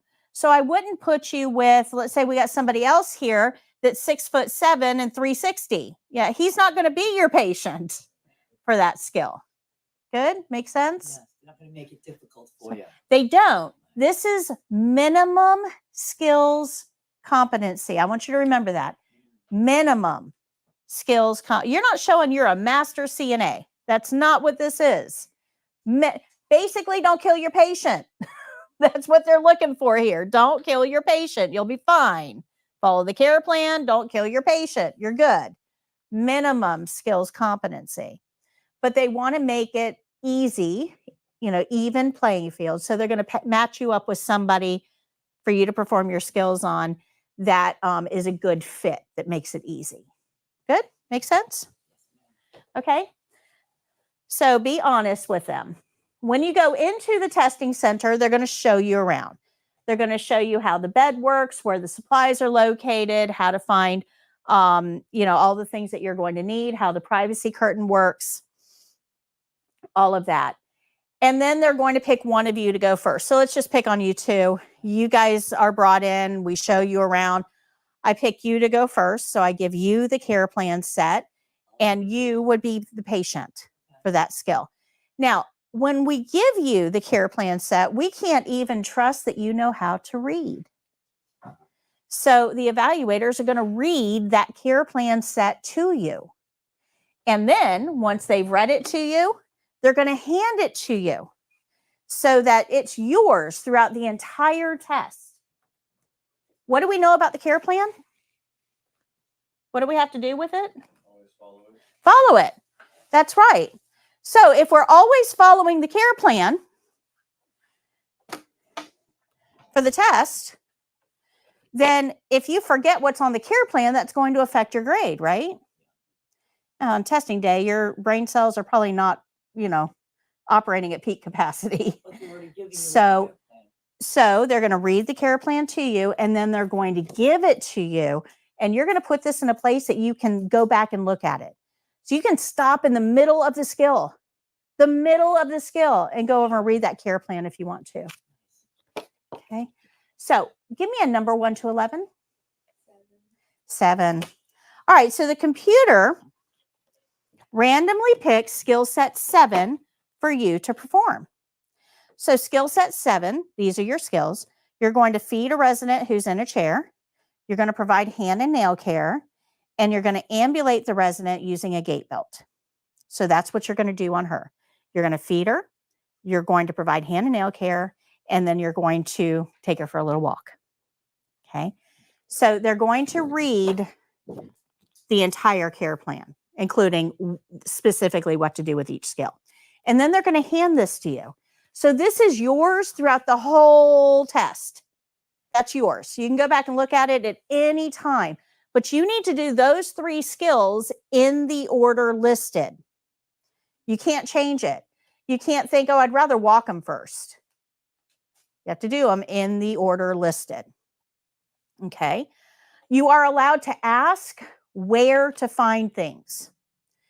So you can say, where's the gait belt at? I don't remember. And they'll show it to you. No problem. You're a new kid on the block. You've never been to this facility. You don't know where anything is. That's normal. You can ask where items are. You can also ask how to work equipment. So how do I put the head of the bed up again? And they'll show you. How do I lock the wheelchair? And they'll show you. So where to find supplies and how to work equipment are okay questions. What you can't ask is, how do I ambulate a patient again? They can't give you how to do the skills. Good? Makes sense? Okay. So for the test, you go into the room, they show you around, the evaluator reads the care plan to you, and then they hand you that care plan, and the second person becomes the patient for you to do your skills. Good? So what I gave her are the actual care plan sets from the test. Can I see them? Do we get copies? This is what you have on page 25. This is the same one here. But I have them here laminated on gold paper, just like what you're going to have in the state exam, for you guys to practice with when you're in here practicing. Remember, you've got this room available for practice. Now, on the back side of mine, the evaluators don't get this. On the back side of mine are the checkpoints that are used in grading. These are the actual checklists. So for feeding the resident, this is the actual checklist that the evaluator is using. Exactly, word for word, what you're being graded on. So you have these available to you for practice in here.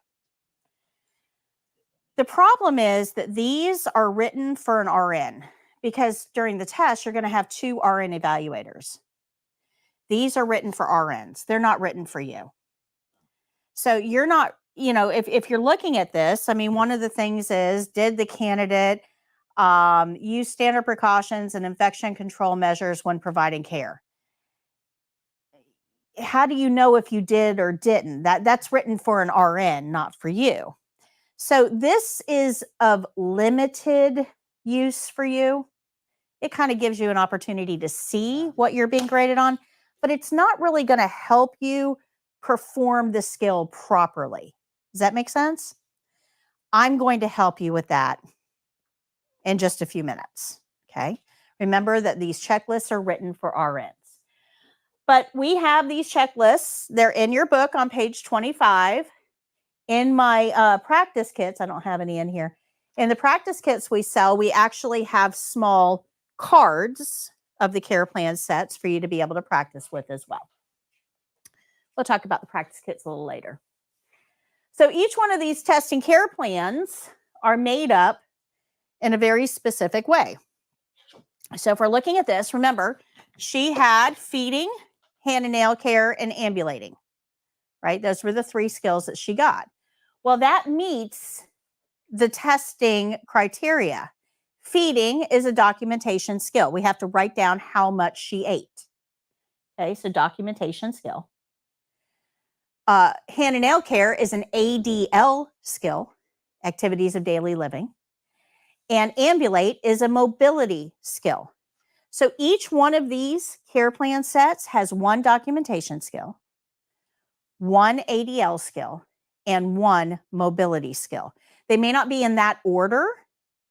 Remember, we have to do it in the order listed, but that's the way it's made up. Okay, good. So these are the ADL skills. These are the mobility skills, and these are the documentation skills. You will get one of these 4, guaranteed. So every single test has pulse, or empty the urinary drainage bag, or feeding, or respirations on it. Every skill set, you will get one of those 4. Good? Questions? I have a question. I know some assisted living facilities don't have that belt. So what do you do when you don't have the belt? Go by your care plan. Go by your care plan. I can't give you one answer that's going to solve every situation because every patient's going to be different. So go by the care plan for that patient. Do you know why they don't? They don't require, if they're like assisted living, because I worked at the Forest Oaks over here. Yep. They said that they don't have they don't even have the lift cell phone where you just do it all hands. So I'll tell you the real reason why they don't use gait belts in a lot of assisted living facilities, because they cannot trust the resident aides. Remember, they're not CNAs. They're not, some of them may have taken the test, but most of them are untrained. They can't trust them not to use those gait belts to tie patients to chairs. The gait belt can easily be used as a non-sanctioned restraint. And because we can't trust people, they've just taken them out completely. And that's sad. That's sad. We should have better ethics among our healthcare workers. I know, isn't that horrible? Yeah. Yeah. I have strong opinions on that, but we won't get into that today. Okay. We won't get into that today.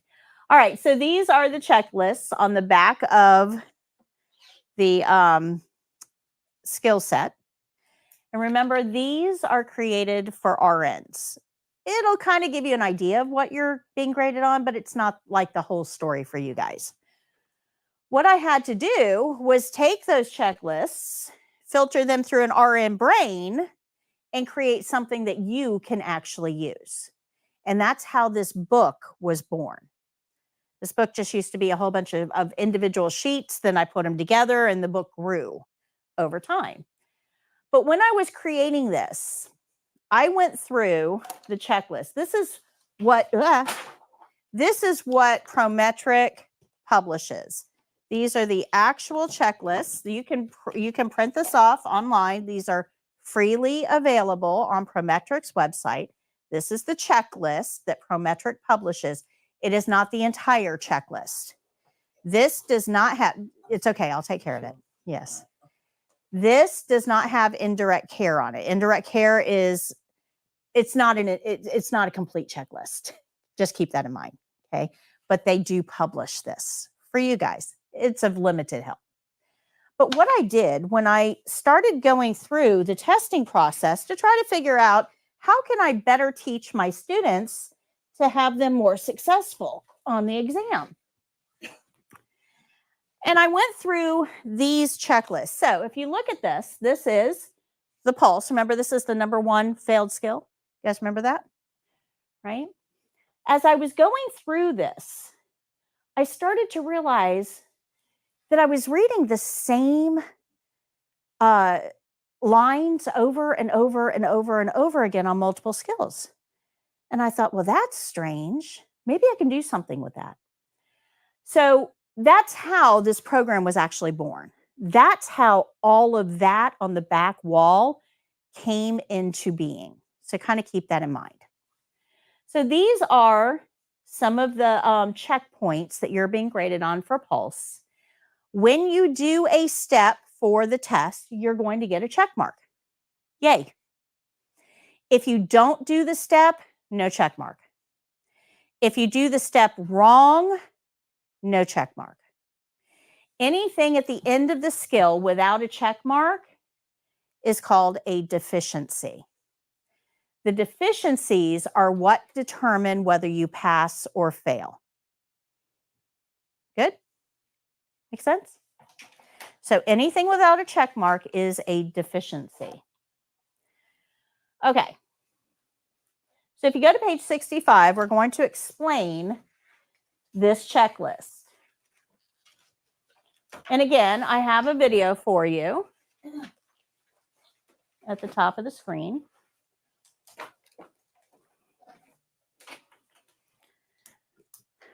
So when you get your care plan set, this, and the evaluator reads it to you and hands it to you, and it's yours throughout the test, the evaluators have their checklist that they're going to be checking you off. Now, when they give this to you, they're going to tell you you have 30 however minutes to do this skill set. So in this case, we have 33 minutes to do this set of skills. This is based on somebody with your level of experience, not my level of experience. I could do these skills, these 3 skills, in probably about 15 minutes. They're going to give you 33. So don't rush. You have all the time in the world, way more time than you need. But when you get to 5 minutes before the end of the test, so if we have 33 minutes, that's allotted. When we get to 28 minutes, they're going to tell you you have 5 minutes left. They give you a 5-minute warning. Now remember, everything that, go back here, everything that you do, you get a check mark on. Everything that you don't do is a deficiency. Keep that in mind. So, as they're grading this and they give you a 5-minute warning, your goal is to get as many check marks in as you can. Good? Make sense? Because anything without a check mark is what's going to count against you. So you want to turn up the speed a little bit. Move a little faster. Good? My students don't time out. They just don't. After you're done with the skills exam, the second person, so you're done with your skills, you would then get your care plan set, probably a different set. You're going to do your skills on her. It's going to be graded. And then you two will go out to the waiting room. You two would be brought in. You would do your skills on her. She'll do hers on you. You'll go back out to the waiting room. You two are brought in. You'll do yours on him. He'll do his on you. You'll go back out to the waiting room. And finally, you two come in. You each perform your skills back out to the waiting room. So after everybody's done their skills, we would take everybody into the computer exam room. And you're going to take a 60-question multiple choice test on the computer. You have 90 minutes to do that 60-question test. So does that answer your questions about timing? Yes. So the skills, you'll get a specific amount of time to perform the skills. And the written test, you have 90 minutes to do 60 questions. Do you know how many, like, for like deficiencies, how many? Okay, so let's talk about that. I have a whole lecture on this. Before I answer your question, though, let me give you a resource for that written test. I have a free ebook for you. You're going to get a link to this in the wrap-up emails today. Remember, I done all the work for you. So you're going to get a link to this. You're going to want to download this and go through it. It's free. It's easy. It's written in very conversational terms, but it explains to you, and it's a workbook style, how to decipher the questions and figure out what they're asking and how to answer them. Because the questions on the written test can really be summed up in 5 main points. There's know your role, right? What do CNAs do? We follow the care plan. Know your normals, so normal vital signs, normal signs of aging, normals. Patient rights. We never treat adults like children, ever. We don't punish them. We don't make them say please and thank you. We don't lock them in their rooms. We don't insist they get along. They're adults. We treat them like adults. Even dementia patients get treated like adults. Safety and infection control. Those are the 5 things that are going to be on the written test. But I explain all of that in this ebook. It only takes maybe 20 minutes or so to go through. It's pretty easy. So you're going to want to download that. So this is going to get to where you were asking. So how is this thing graded, right? So when you are all done with the state exam, you've done your skills, you've done your written test, they're going to give you some printouts as you exit the building. They cannot talk to you about these. So you can't go up and say, well, wait a minute, what does this mean? Why did I fail this? Why? They're not going to talk to you. That is not their role, okay? They do not discuss this. They're going to hand you these papers, you're going to leave. The first paper that you get is a printout of the written exam results. And down here, it tells you the 5 categories, how many questions were in the category, and how many you got right. That's what you see up here. And we're going to talk about this score in just a minute. Okay. The second paper that you get looks a whole lot like the first one, but this is the skills exam results. At the bottom, it's going to list your skills that you performed. It'll go on to the next page. And then the final page will be your deficiencies. Remember, a deficiency was anything, any step without a check mark. You guys remember that? So let's talk about this. Deficiencies do not count equally. I get this question all the time. Well, how many steps can I miss and still pass? And the answer to that is, it depends. What step did you miss? Because they're not all equal. Let's say that we're going to do mouth care on this guy. Okay. Now girl, is she in a safe position to brush her teeth? No. Why? She's laying down. Well, what does that mean? She choked. Okay. So we could potentially kill this patient if we brush their teeth and they're laying down.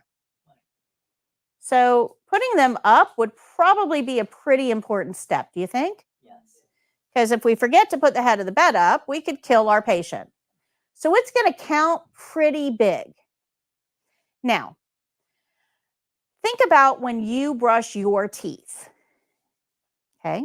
Think about sometime this month when you've brushed your teeth. You were not in this position brushing your teeth. Now, this is the position the patient's going to be when you sit her up. When you brush your teeth, you are in this position. That way, all of that toothpaste and saliva and stuff drips into the sink, right? But our patient isn't in this position. They're in this position. So what we want to do is put something on their chest. That way, if they drip, it doesn't mess up their clothes. Good? Make sense? Okay.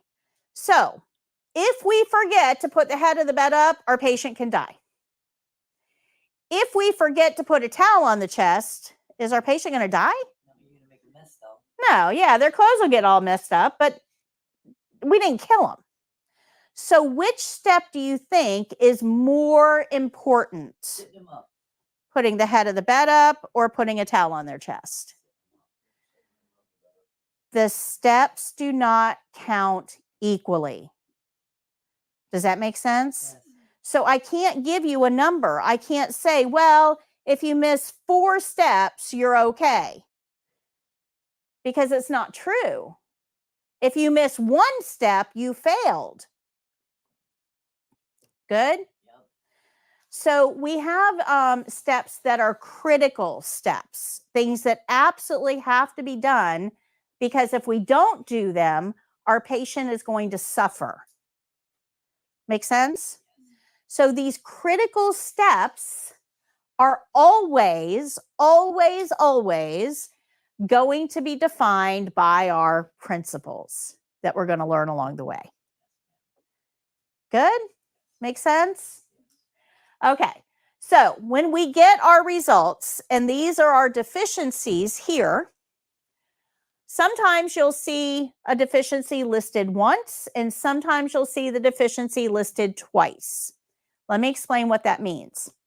In the state of Florida, we're very unique here. In the state of Florida, we have 2 evaluators that are going to watch you test.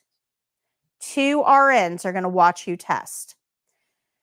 Now, the reason for that is there were a lot of complaints in Florida testing.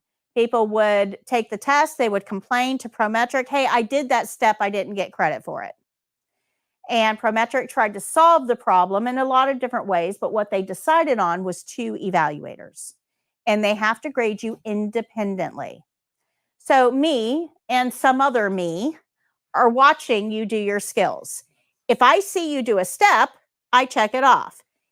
If other me didn't see you do the step, you didn't get checked off, but somebody did, so it's not going to count against you. So Okay. as long as one person sees it, you're okay. Right.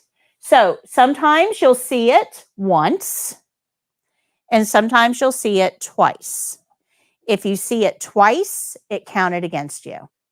That means both evaluators failed to see that step. But I want you to remember what the evaluators are doing while you're performing the skills. Those evaluators, they're watching you, but they're also having to check things off. So their focus in a lot of cases is down here, trying to find the right line that they need to check off. So if they're focused here and you're over here doing a step, chances are they may not see that step. So a great tip for testing is to talk your skills out. Tell the patient everything that you're doing. I'm going to lift your arm above your head like you're asking a question. We're going to go all the way up and all the way back down to the bed. Any pain? Okay, let's do it again. All the way up and all the way back down to the bed. Doing okay? Last one. All the way up and all the way back down to the bed. Still okay? Good. When I talk out that skill, those evaluators, even though they may not see me do it, they hear me do it, and I get the same credit for it. Can you also do that like when you're with an actual patient? You should do that when you're with an actual That way they patient. know what you're doing and don't freak out. Right. So let's talk about that for a second, right? Because I'm training you for the test, but really I'm training you for the day after the test. Okay. So let's talk about that. Let's imagine for a second that you are in the hospital. You have no idea what they're doing. Chances are you're probably alone because your family is not there 24 hours a day. They have visiting hours. They kick people out at 8 p.m. So you are in a strange place, surrounded by strange people, no family, no help, and they're all talking medical terms that you don't understand. And then they come in and they put their hands on you. And you have no idea what it is they're about to do. Do you think you're going to be compliant? You're gonna be a little like, what are you doing? Yeah, you're going to be resistant, Or in most cases, you're going to become combative. I would. You put me in a strange place, take all of my clothes away and give me a gown, make me lay down so I'm in a vulnerable position, and then you have some stranger come along and put their hands on my body. I'm probably going to hit first and ask questions later. Think about that. Our patients are extremely vulnerable. Extremely. Now, on top of that, I have my wallet in the top drawer of my bedside cabinet. You walk in the room. You don't say a word to me. You open that drawer to get out the stuff you need for mouth care. What am I going to assume? Yeah, you're stealing from me. Absolutely. So if I'm going in the drawer, I'm telling the patient exactly why I'm going in the drawer. That's their drawer. Just like I would never go into your house and go into your drawers without you knowing why I'm there, I wouldn't do it to a patient either. So you bring up a very, very good point. We have to treat these people like humans,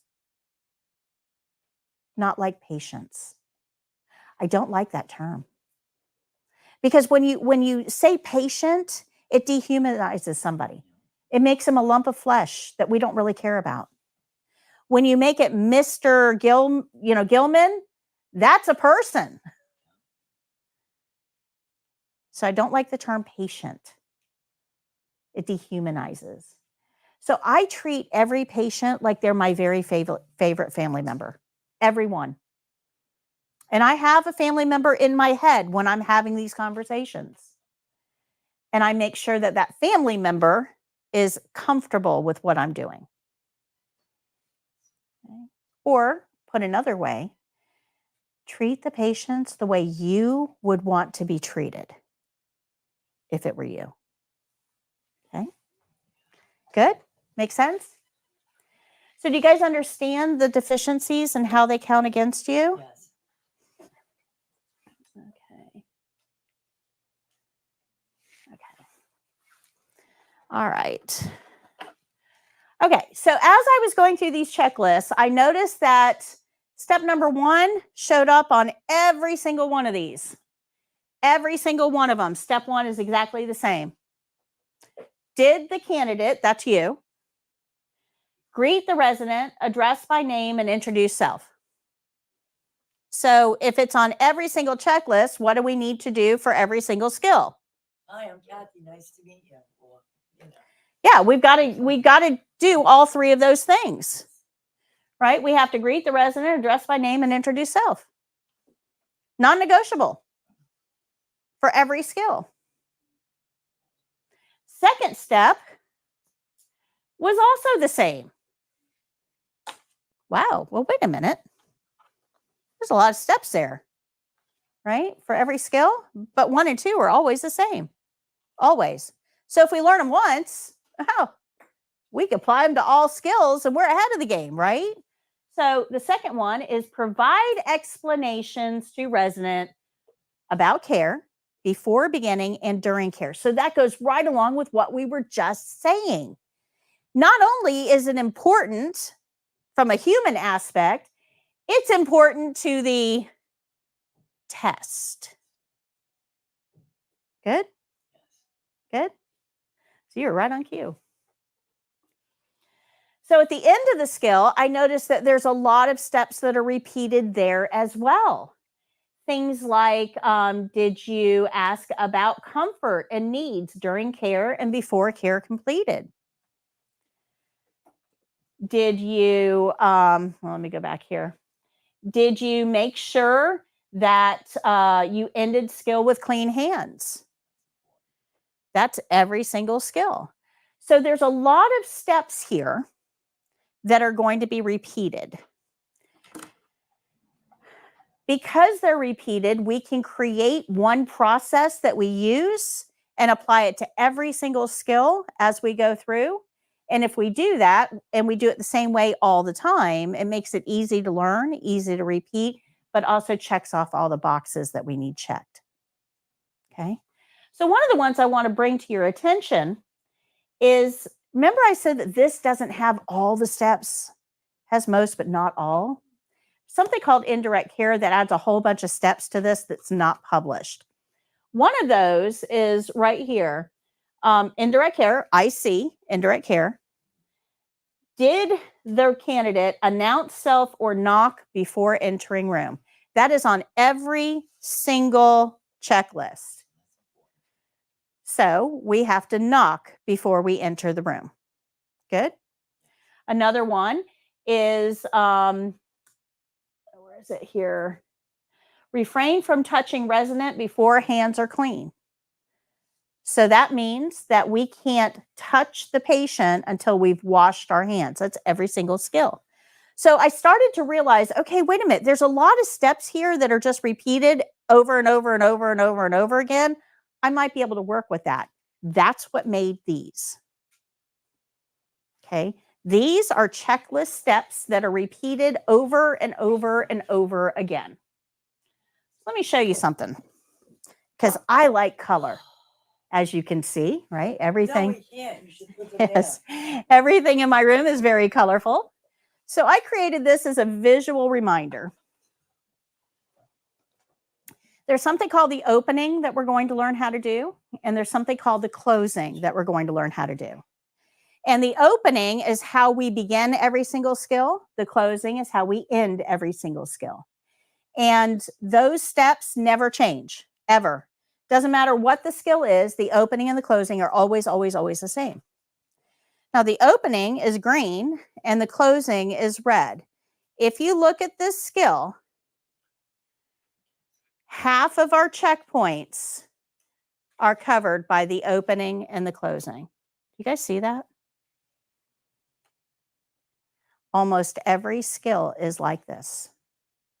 Half of what you're graded on is how you begin the skill and how you end the skill. The stuff in the middle, the stuff that everybody pays so much attention to, counts very little. It's how you start the skill and how you end the skill that you're really being graded on. Good? We're going to learn the middle stuff too, because that's important. But it's important to understand what you're really being graded on.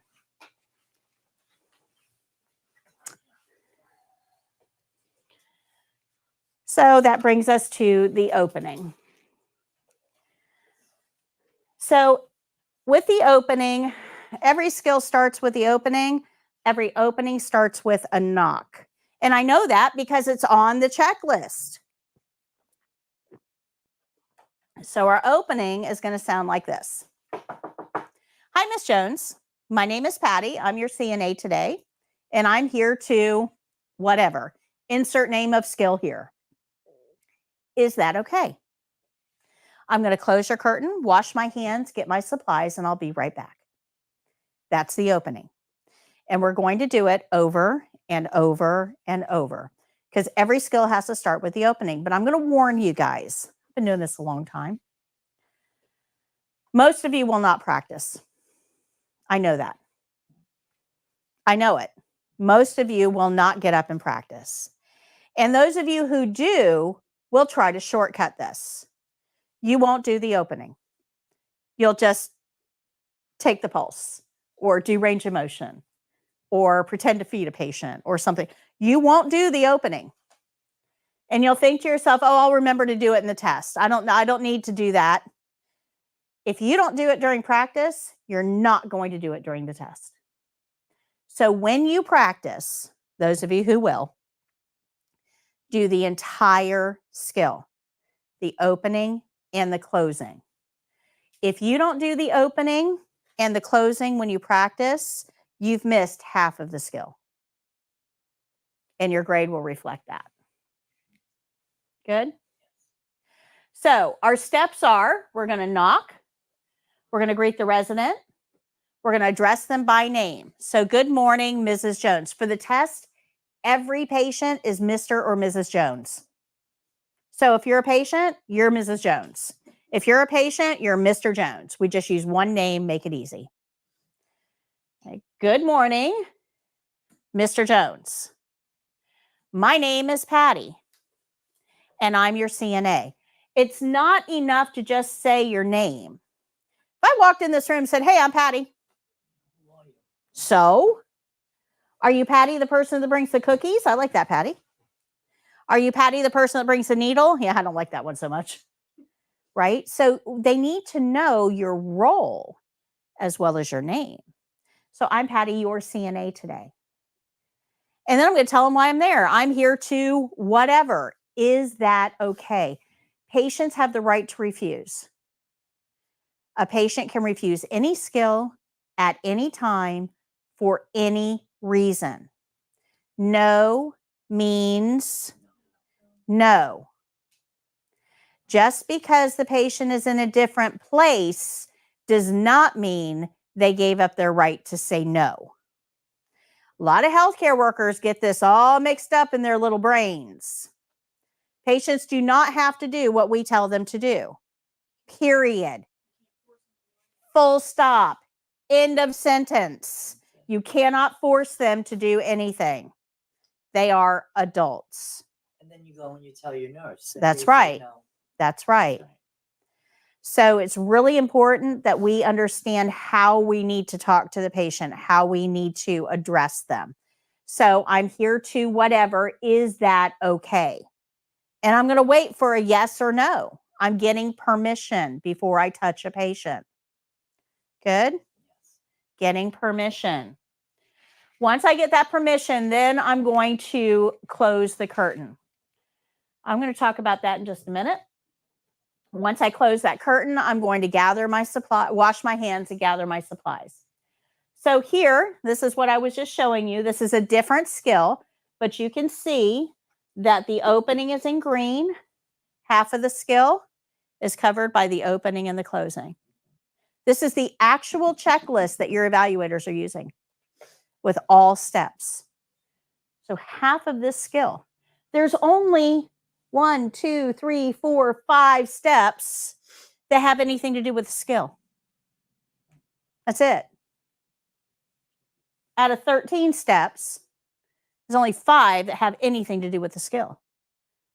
The rest of it is following the care plan, doing our opening, and doing our closing.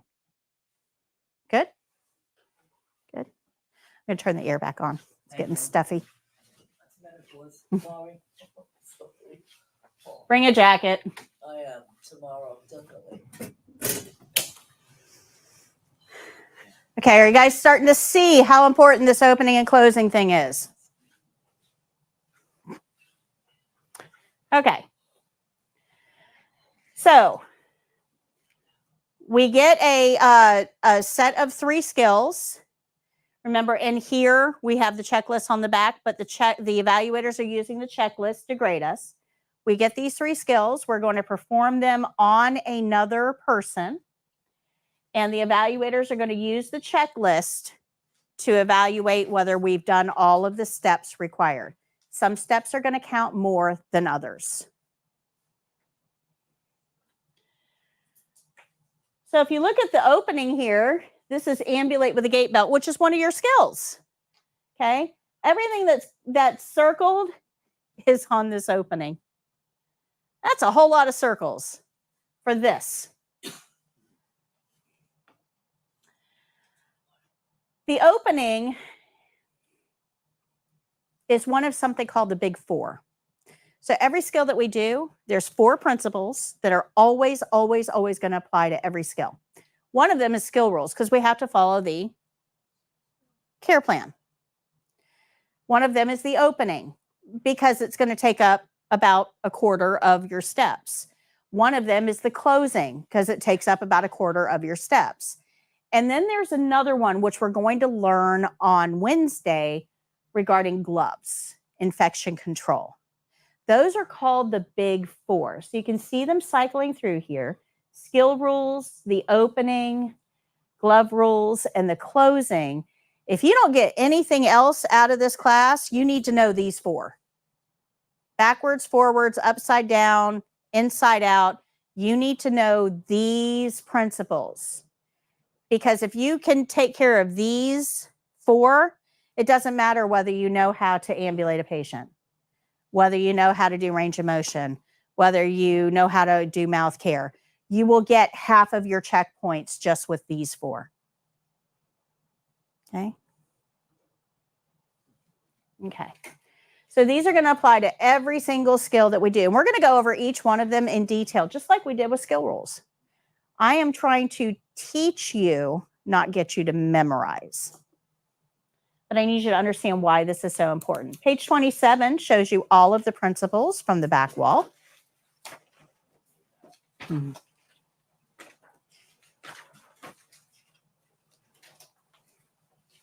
They're all there for you. But we're going to focus on each one individually throughout this program. And I have lessons in this book for every single one of them. While we are performing these skills, we want to make sure that we are taking care of residents' rights. Now, this banner is not on the back wall. It's on this side because it's not really part of our principles, but it's important. So patients have the right to be treated with dignity and respect. That's important, right? They're not lumps of flesh. They're humans. Patients have the right to freely communicate. We cannot stop them from communicating. Not to law enforcement, not to their families, not to other residents. They have the right, just like you do, to freely communicate. They have the right to their own possessions. They have the right to join religious and social activities. They have the right to complain without retaliation. So let me stop there for a second, because this is the one that really messes us up all the time as CNAs. You're going to be spending way more time with that patient than anybody else is.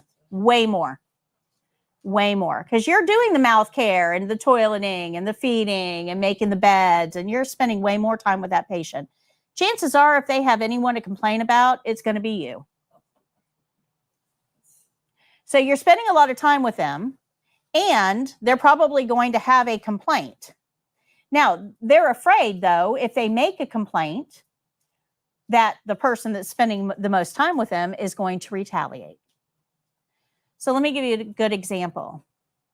We've got a CNA who was getting this patient out of bed and into a wheelchair and dropped the patient. Patient fell between the bed and the wheelchair and broke their leg. They went to the hospital. They got all fixed up. They were sent back to the nursing home. And the patient wants to make a complaint. Hey, I don't want that CNA anymore. They hurt me. They dropped me. But if they do complain, they may not get the CNA. They may get the CNA's best friend.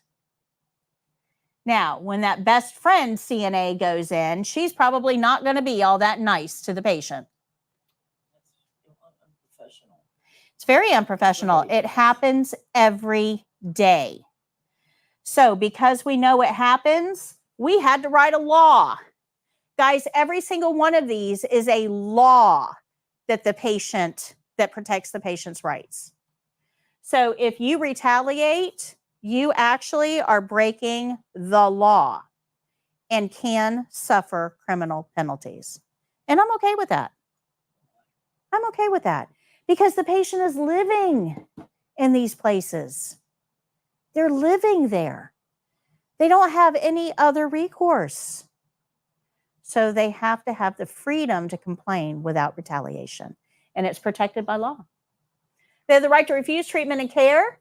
They have the right to privacy. They have the right to be informed and make decisions. That's part of that opening. And they have the right to manage their own finances and be free from abuse and restraints. These are all resident rights. You can see them on the back wall there. It reminds you of the rights the patient has. And we have to keep this in mind as we go through what we're learning. So I'm going to let you know about this. We'll talk about these flashcards again throughout the program, but I have flashcards for all of this. I have flashcards for the steps, for the supplies, and for all of these principles that we're going to learn. They're double-sided, full color. It's a great way to learn these, these principles that we're learning. You can make your own. Perfectly okay. You've got all of the material in this book. But if you do decide to get the flashcards until graduation, I've got them on sale for you for $14.99. Just let me know if you want them and I can ring them up for you.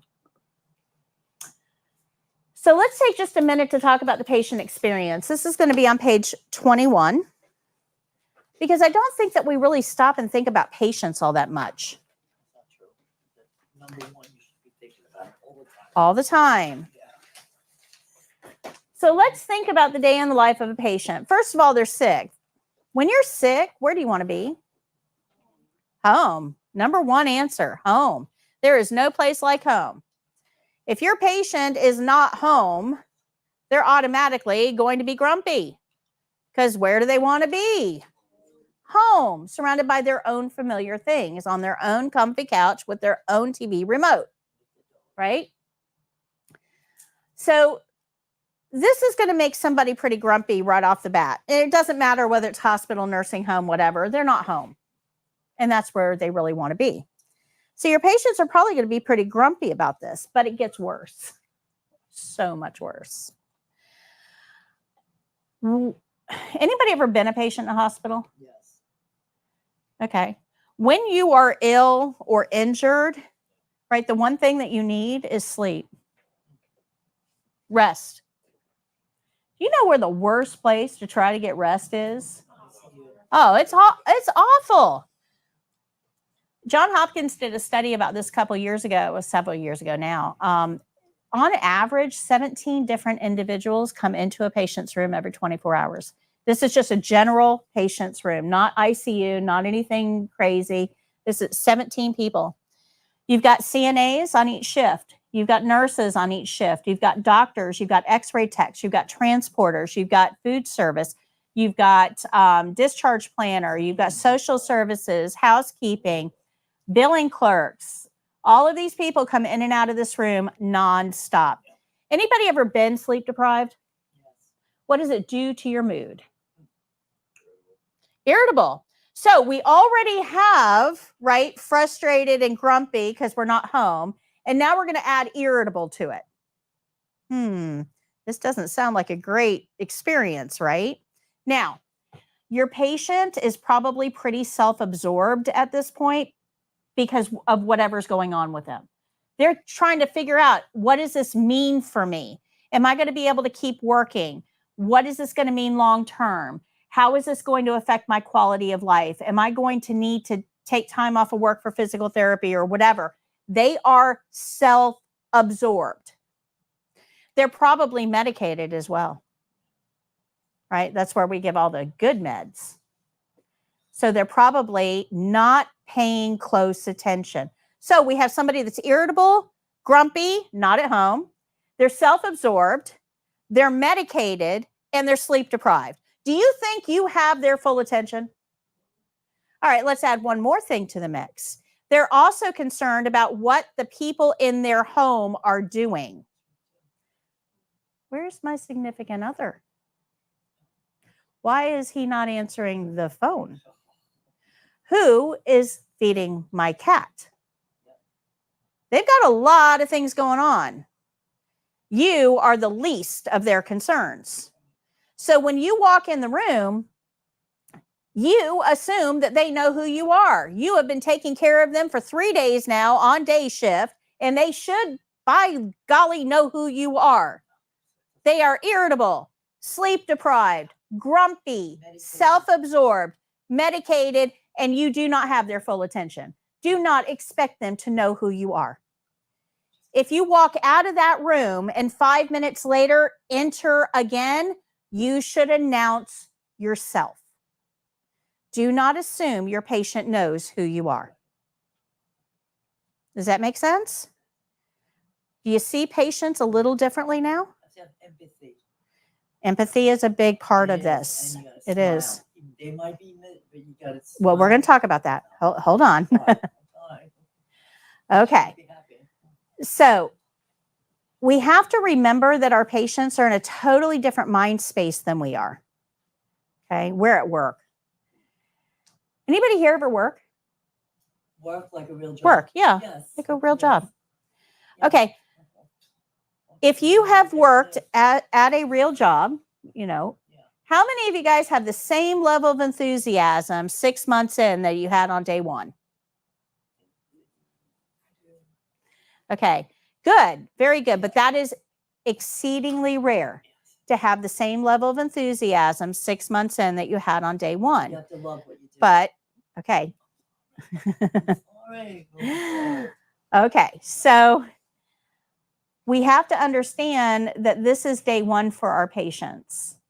Even though it's not day 1 for us, we really do need to show up with that same level of enthusiasm for our patients. And yeah, we need to leave our problems at the door, and we need to make sure that our patients feel cared about as well as cared for, because they got all this other stuff going on, right? They're focused on them, and that's exactly where they should be focused on. We don't want to give them a reason to have another complaint, another issue. But it gets way worse than this, guys. Way worse than this. So yeah, we want to be professional, be happy, be the bright spot in their day. The maddest I've ever gotten at a CNA, and this person is still on my list, by the way. She got into a verbal altercation with a patient. I mean, it was nasty. They were screaming at each other. I could hear it down the hall. I went down there to find out what was happening, and she says, well, she started it. Okay, so first of all, that patient has absolutely no expectation of how they should act. They're having the worst day of their life right now. There is no expectation for them to act any specific way, but I'm paying you, and I have expectations for the way you act. And you do not get to retaliate. You do not get to speak to the patient like that. Patient can speak any way they want to. They are having a very bad day. But if you think the patient started it, I'm going to finish it. So be very, very careful about how you react in difficult situations. If you don't feel that you can remain professional, your professional option is to remove yourself from the situation. Good? Make sense? Okay, but there's something else here that we have to think about. When we're in a healthcare environment, right, we're there not for choice. Like, for instance, I've had a very, very busy couple of weeks. I mean, incredibly busy. I really could use a break. I need a vacation in a very big way, okay? I can't call up my local hospital and say, okay, listen, I'd like to reserve a room for 3 days, maybe, western facing so I can see the sunset, room service, all of that. Can I make a reservation? Do you know what they're going to do to me if I called up the hospital and asked for that? Oh my gosh. Laugh and then hang up, right? We can't make a reservation. Anybody ever been to the ER? Do you know what the ER's job is? Number one job. They have one job. It is not to stabilize you.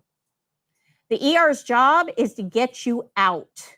Go home or go somewhere. Just don't be here. You have to, really, really, really be sick to get a room in the hospital. You've got to prove that you are the sickest person in this community to get that bed. Right? They don't just hand them out. Most of the time, 99% of the time, you get discharged. So in order to get that bed, that means that these are the sickest people in our community, the very sickest, the top of the sickest people in our community. Everybody else was sent home. Now, every single one of those patients brought their pathogens with them. So this place is a pathogen paradise. There are pathogens everywhere. Now, I want you to think about this, though. This patient is ill or injured. How well is their immune system working? They're compromised. Not good. So if they're in a setting with a whole lot of pathogens and they are at risk, that affects them psychologically, right? They're going to be watching, did you wash your hands? Are you cross-contaminating? And if we don't show up with the right level of professionalism here, we actually can kill this patient. This happens way more than you think it does. This is scary, scary. Like, we are the developed nation in the world, right? USA is number one. You know, ask any American, they'll tell you. We are the developed nation. And yet we have a higher HAI rate than any other developed nation. HAI is healthcare acquired infections. So that means that this person got something while they were here that they did not come in with. Is that like Mercer? It's one of them. So this person developed something here that they did not bring in with them. This happens to 1 out of every 25 patients in the hospital. Anybody ride roller coasters? Anybody? Okay. So the next roller coaster you get on, imagine the attendant saying, okay, great ride. You're going to have so much fun. Go ahead, sit down, put your bar down, get ready for the ride of your life. Oh, by the way, one of you guys is going to fall out. Bye. See ya. Because that's about the same ratio. 1 out of every 25 people in the hospital will get an infection they did not come in. Now, they're not hopping room to room. How are they getting infections they did not come in with? By people not washing their hands. Okay, it's from the staff members. Yes. Yeah. Make sense? Yeah. So we really have to understand this infection control thing. Good? You guys understand this? All of this is going to affect the way your patient sees you and the way that they relate to you. So it's important that we understand all of this, because if a patient asks you, hey, can you wash your hands? Your appropriate response is absolutely. Let me take care of that. Not, I washed them just 2 minutes ago, or I used hand sanitizer. Just do it. Okay, good. I have gotten so much pushback from doctors on this. It's amazing. Patients will ask doctors, can you wash your hands? And the doctors will give them attitude. This is their life you're playing with, dude. Wash your hands. We are servants here. All right. So page 23, you can read on your own. We're not going to get into this. But every single patient that you deal with is going to be different. Don't treat them all the same. Treat them differently. Right? You guys are not all the same. No one in this class is exactly like the person next to you. You all have different preferences, different ways to relate to other people. Remember that every person is different. Don't try to group your patients into one. You can read that on your own. We're running low on time. All right. So a question I get asked a lot on the state exam is, what if I make a mistake? What if I make a mistake? And the answer to that is, well, if you don't do anything about it, it's going to count against you as a deficiency. But if you recognize the fact that you made a mistake, you can actually correct it. To correct a mistake, you simply, oh, somebody gave me a thumbs down. I'm sorry. Is that what that means when Yeah. we see the bubbles and stuff? Yeah, somebody gave me a thumbs down. Maybe it's the way the patient was being treated. Maybe that's it. Oh, maybe not. All right. So what if you make a mistake? As long as you recognize that you made a mistake, then you can correct it. So let's say that I forgot to knock. Completely forgot to knock. But I did, introduce myself. Hi, Mrs. Jones. My name is Patty. I'm your CNA today. I'm here to whatever. Is that okay? Close curtain, wash hands, get supplies. Let's say I did everything, but I forgot to knock. And at the end of the skill, I realize, oh, I forgot to knock. I can actually tell the evaluator, correction, I would have knocked before I entered the room. Now, remember that deficiency, right? The evaluators have this checklist. Anything without a deficiency doesn't get a check mark. If you correct it, now you get a check mark. The paper doesn't know whether you did it or corrected it. It's still a check mark. So you can actually go from failing a skill to passing the skill with just a few words. Now, sometimes they will need to see the action. Like, I can't say, oh, correction, I would have walked the patient. That's like the whole skill, right? So if they need to see it, they'll let you know, but some things you can correct verbally. The biggest thing is if you make a mistake, recognize it and own up to it. Don't assume the evaluators didn't see it. I have a whole lesson on this, page 33.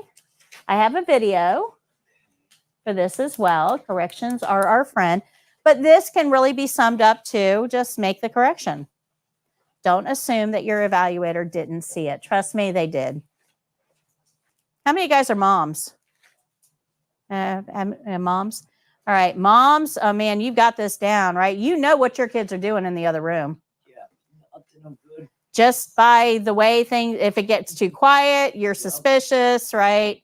If things break, you know what's happening. Evaluators are like that. They know what you're doing and they catch every error you make. Don't assume that they didn't see it or hear it. They did. It is best to physically perform the action, but some things you can correct verbally. Now, you can make a correction up until the very end of the skill. But before you move on to skill 2, you have to finish skill 1. And to finish the skill, you actually have to tell the evaluator, my skill is done. You can also say my task is complete or I'm finished. However you want to term it is fine. But you've got to close that skill out.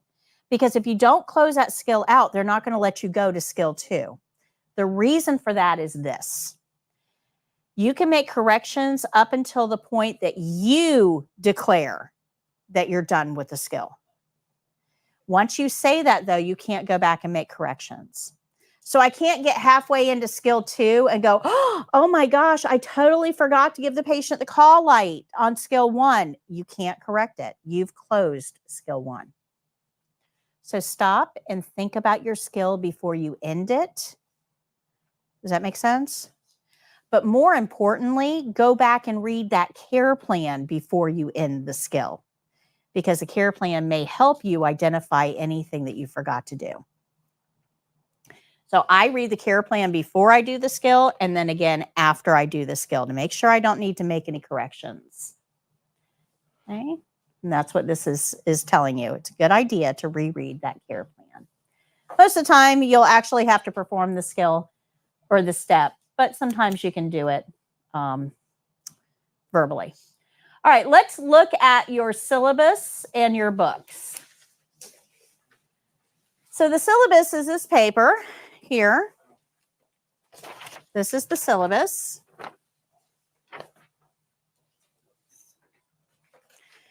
At the top of the syllabus, you'll see my email address.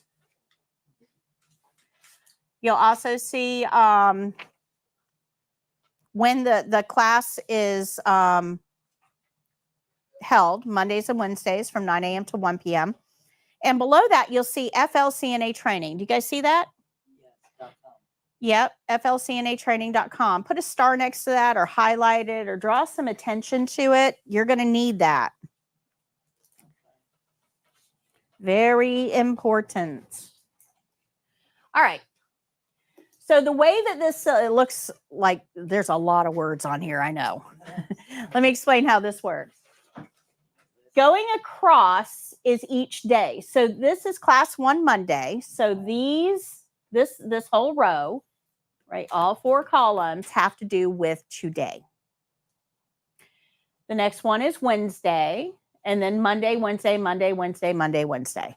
Good. The 4 columns going down, the first one is what we do in class. So we have gone over skill rules. Okay, we've done that one. We still have to go through the opening, the closing, hand washing, and indirect care. We got a lot to do in the next hour. The next column is the lectures that I give in class. Now, we've gone through most of this. So what to expect on the CNA exam, we went through that. Delegation and liability, we talked about that. Patient considerations, we talked about that. Testing care plans, we talked about that. And we've talked about the principles as well. So we've gotten all of that covered. Now, the third column is the dreaded homework column. Nobody likes this column. I get it. But there is homework that needs to be done. On Mondays, you will have 1 chapter to read. On Wednesdays, you will have 2 chapters because you've got a little bit longer, you know, Wednesday through Monday. So on Mondays, you have 1 chapter. So tonight, you're going to read chapter 1 in your yellow book. So that yellow book is going to go home with you. It's going to stay home. You don't bring it back and forth to class. Yellow book goes home and stays there. You're going to read chapter 1 in the yellow book tonight or sometime before Wednesday. It's like 20 pages. Yeah. But reading is not quite enough. You need to kind of take a self-evaluation quiz to figure out, did you get the information from the chapter that you needed to get? So you're going to go to your white book, the spiral book, and you're going to look at page 181. 181.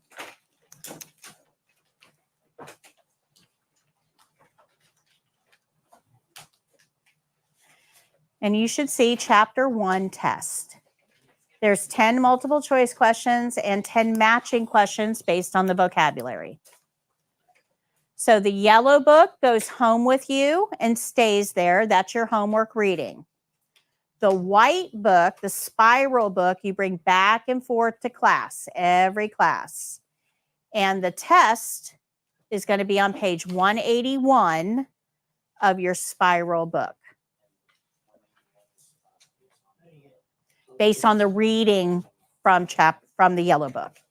So yellow book, we read chapter 1. Spiral book, we take the test on page 181. And it's right there. It's right there. Tells you under the homework column exactly what you're doing. Okay? Good? Any questions? All right, just taking a test, though, doesn't really do anything. You need to grade that test to figure out what you need to go back and review. So go to the very last page in the white book. Last page in the white book. No, the spiral book. Spiral, not the yellow. Yep. I'm sorry. Go back one more page. What page number is that? I forgot. I've got 201. Thank you. Page 201 is your grading scale.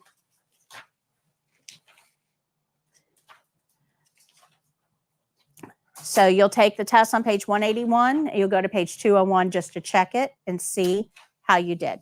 Review anything that you missed. Okay. So when you come back to class on Wednesday, I'm going to go right down my list here, and I'm going to ask Marwa, how'd you do? Bobby, how'd you do? Kathy, how'd you do? And you're going to tell me how many you missed. Okay. And if you are telling me you missed 4 or 5, I know that we've got to go over a few things. What did you miss? What do you need help with? If you're telling me you got hundreds, didn't miss anything, I know you've got it and we can move on. Okay. Good. All right. And then additional activities. Some of these we will get to. Some of them you'll have to do on your own. So just kind of go through this at the end of every class and see what you need to review. But we went through the 5 key phrases. That's this banner. We did that one. We did the care plan activity. We talked about corrections. We've talked about skills grading. And we're going to get to warm, dark, moist in just a few minutes. So all of these we did today. So even though we still have a lot of skills to do, we've gotten everything else done. Okay. I told you I was going to talk for 4 hours. You're very good at it, too. Thank you. You are. No, I mean. All right. On the front of your yellow book is a Y and a number. Y and a number. When I call your name, if you can please tell me what that number is. This is how I keep track of who has what book. Marwa. Bobby. If I call your name and you want to be called something else other than what I call you, let me know and I'll write it down. Kathy. Y18. Taylor. Montoya. You can just call me Toya and Y16. Thank you. Jade. Y4. Dylan. Y9. Ezekiel. Y10. Veronica, Y6, Danielle, Y1, Antea, Y2, Haiti, Y17. Stacy. Y13. Okay, very good. All right, any questions on that? You guys understand your homework? If you don't get it done, it's not a big deal. I'm not that kind of a teacher. I am not that kind of a teacher. If you don't get it done, when I call your name out on Wednesday, just say pass. But I do want to warn you, You only hurt yourself. these 4 weeks are going to go way faster than you think they are. I just graduated a class out. They felt like they had just started a week ago.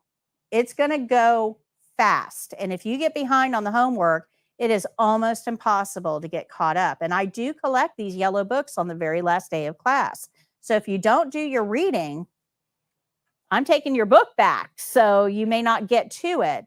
Now, on the top of the page, up here where it had flcnatraining.com, if you decide that you want to buy this book, go there. You'll see a picture of the book and it'll say a little button, buy Hartman's book. Just click that link. It'll take you to Amazon. You can buy the book there. Okay. It is an affiliate link. I do get a very small percentage of that sale. But if you want to buy my book, I'm going to charge you a whole lot more. Okay. Can I ask you one more question? So buy it from Amazon. So after we graduate this and we're done with this class, when can we go take the test? We're going to talk about that next week. Next week.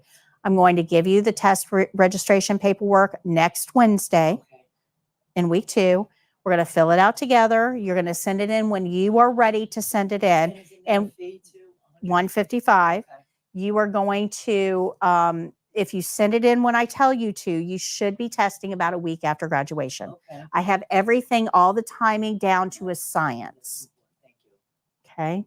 So we won't talk about registration until next week. Okay. Great. All right. So everybody good with this? All right. One more thing about that flcnatraining.com. That is where you're going to find this live stream.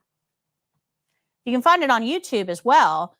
But if you go to flcnatraining.com, that's where you're going to find that this live stream is right there. It's playing right now on that website. Below that are the replays. Oh, nice.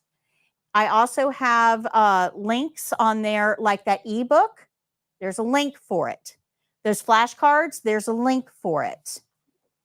Test registration instructions, there's a link for it.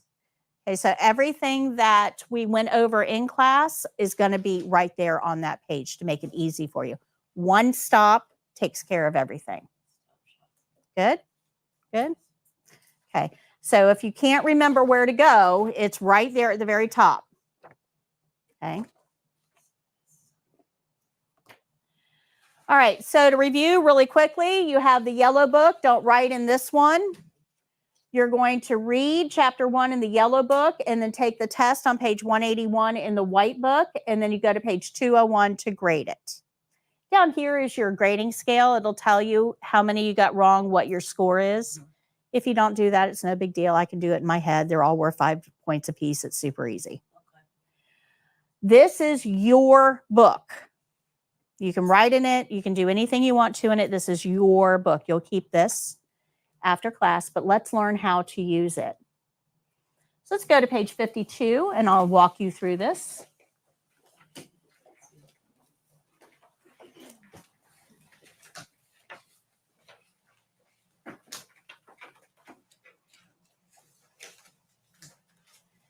Chris Mean says, good morning. Thank you for helping me. Thank you.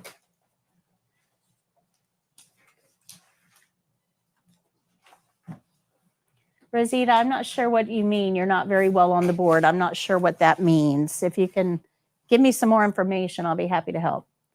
All right, so this is how all of the skills are going to be presented to us. And this, we're not going to get into Pulse right now. This is just an overview of how the skills are going to be presented. So along the side, well, at the top, you'll see the name of the skill. Here, you'll see which principles are involved in this skill. Remember the big 4. We have skill rules, opening, glove rules, and closing. They belong to every single skill. We have skills specific. So here is all of those principles written out for you, easy to see. We have step-by-step instructions. This is skill-specific steps here. Skill-specific steps. And then I have a video for this. At the bottom, you'll see test-specific information. This is just for the test. So at the bottom of the page, you can see that somebody with your level of experience, that's none, should be able to take a pulse within 5 minutes. Care plan says we're counting for 1. Never use your thumb. They give you, I don't want to get into the skill. Sorry. Sorry. So they give you 5 minutes to take a 1-minute pulse. Okay. The second area here is telling you who is going to be a patient for that skill. So for this one, it's going to be a live student. But there are some skills that we're going to do on a mannequin.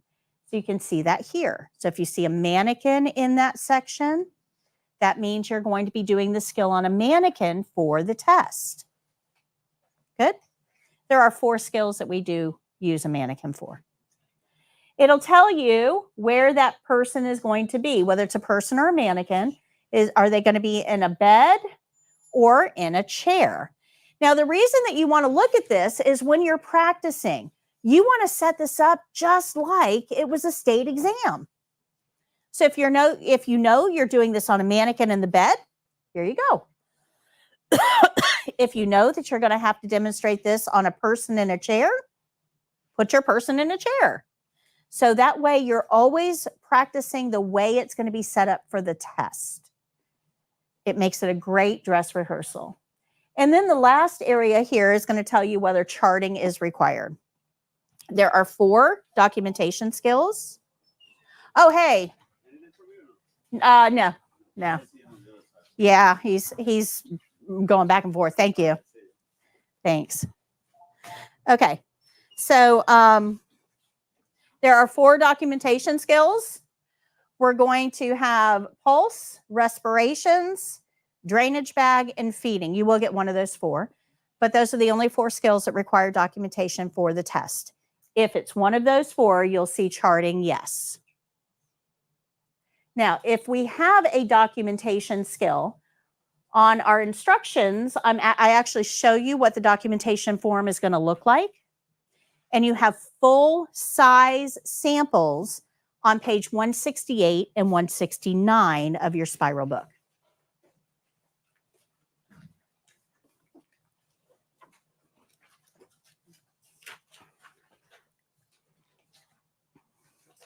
So you'll see a small screenshot of what the exam documentation form will look like. And then we have the big ones on page 168, 169 for you to play with. Every single lesson in this book has comprehension questions. Every lesson. This is a workbook style guide for you. If you go through all the questions throughout this book, there is no way that you can fail the test. It's statistically impossible. Okay. These are the documentation skills we talked about. All right, so if we go to page 53, let me tell you how we're going to learn the skills. So remember 52 gave us an overview. 53 is where we get into specifics. So at the top of the page, we have the care plan. This is the care plan from the state exam. If you get pulse, that's what your care plan is going to tell you. Exactly. Below that, you're going to have, at the bottom of the page, the supplies that you need for this skill. You have to learn your supplies. And this is why. If I'm the RN and I'm going to tell you, Marwa, is that right? Marwa, would you please go give a partial bed bath to room 212? And you're going to need a basin, soap, lotion, 2 towels, 4 washcloths, a patient gown, a privacy blanket, some gloves. I'm not going to do that. I'm just going to say, hey, go give a partial bed bath. Right? So CNAs have to know what supplies they need for each skill. The nurse isn't going to tell you every time you do a skill what supplies you need. you have to learn them. So that's where these flashcards come in handy, is because there's flashcards in here for supplies, but you can make your own. The supplies are listed down here. Then we have step-by-step instructions. These instructions are taken directly from those checklists. Directly. Remember I said the checklists are written for RNs? I filtered it through an RN brain and wrote it out in a way that you would understand. That's what this is. Now, this is where this book becomes important to you. How many of you guys have a live human at home? Good. Dead ones won't help you real well. Live ones help better. If you hand this book to a live human and you tell them when you're first practicing, right, your very first practice, hand this book to your live human and say, hey, I want you to read these steps to me. They read the step, you do it. They read the step, you do it. They read the step, you do it. They read the step, you do it. You are now practicing exactly the way it's supposed to be done, and you're developing muscle memory. Now, after you've done it once, you don't need them to read all those steps. Now you want to tell them, hey, I'm going to do the skill. You watch and tell me if I missed anything. Now you've created your own evaluator at home before you ever get to the test. Remember, these are taken directly from the checklists. And I wrote them in a way that makes it super simple to follow, guys. This is written at a 6th grade level. I've made it really easy to follow. Okay, good. Okay, I'm going to kind of speed up a little bit here, but I do want to go over this. How many of you guys are familiar with how to make a peanut butter and jelly sandwich? How many steps are involved in a PB&J? Roughly. 2, 5, 4, 6, 8. Okay, a little more detail oriented. It's actually 42. What? Really thinking it through. Yep, 42. So if you took somebody that had absolutely no idea what peanut butter in a jar was, had never seen bread in a wrapper, didn't know knives are kept in drawers, right? And you had to write out steps for this person, it would take 42 steps. And we're not going to do anything crazy like bake the bread or toast it or anything like that. This is just a peanut butter and jelly sandwich. So let's go through it real quick. To make a peanut butter and jelly, you need some bread. So we've got to undo the twist tie, open the bread wrapper, and get 2 slices of bread. And then you got to do the spinny thing to put the twist tie back on. So now I'm holding 2 pieces of bread. Good for me. Where does it go? You gotta get a plate. Okay, the plates are in cabinets. You got to open the cabinet, get a plate, put it on the counter, close the cabinet, and put the bread on the plate. Now what do you need? Peanut butter. Yeah, so that's in a cabinet or a pantry. So you open the door, get the peanut butter, close the door, put the peanut butter on the counter. Now what do we need? Jelly. That's in the fridge. So you open the fridge, you get the jelly, you close the fridge, you put the jelly on the counter. Now you have to take the lids off. So you unscrew the lid of the peanut butter, put it on the counter, unscrew the lid of the jelly, put it on the counter. Now, how are you going to get the peanut butter on the bread? So we got to open the drawer, get a knife, close the drawer. We're going to scoop the peanut butter out, spread it on the bread, wipe it off on the other slice of bread. We're going to scoop out the jelly, spread it on the bread, and put the knife in the sink. Now you take the lid, put it back on the peanut butter. You take the lid, put it back on the jelly. You open the fridge, put the jelly back, close the fridge, open the pantry, put the peanut butter back, close the pantry, and then you can put your 2 halves together and enjoy your sandwich. Wow, that is, I'm never going to forget that ever. So why, did I do anything, did I lie? Did I do anything crazy with that sandwich? Okay, why did you think it was only a couple steps? We didn't think it through.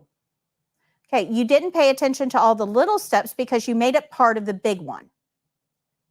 Okay, you grouped steps together and you didn't think about all the little components.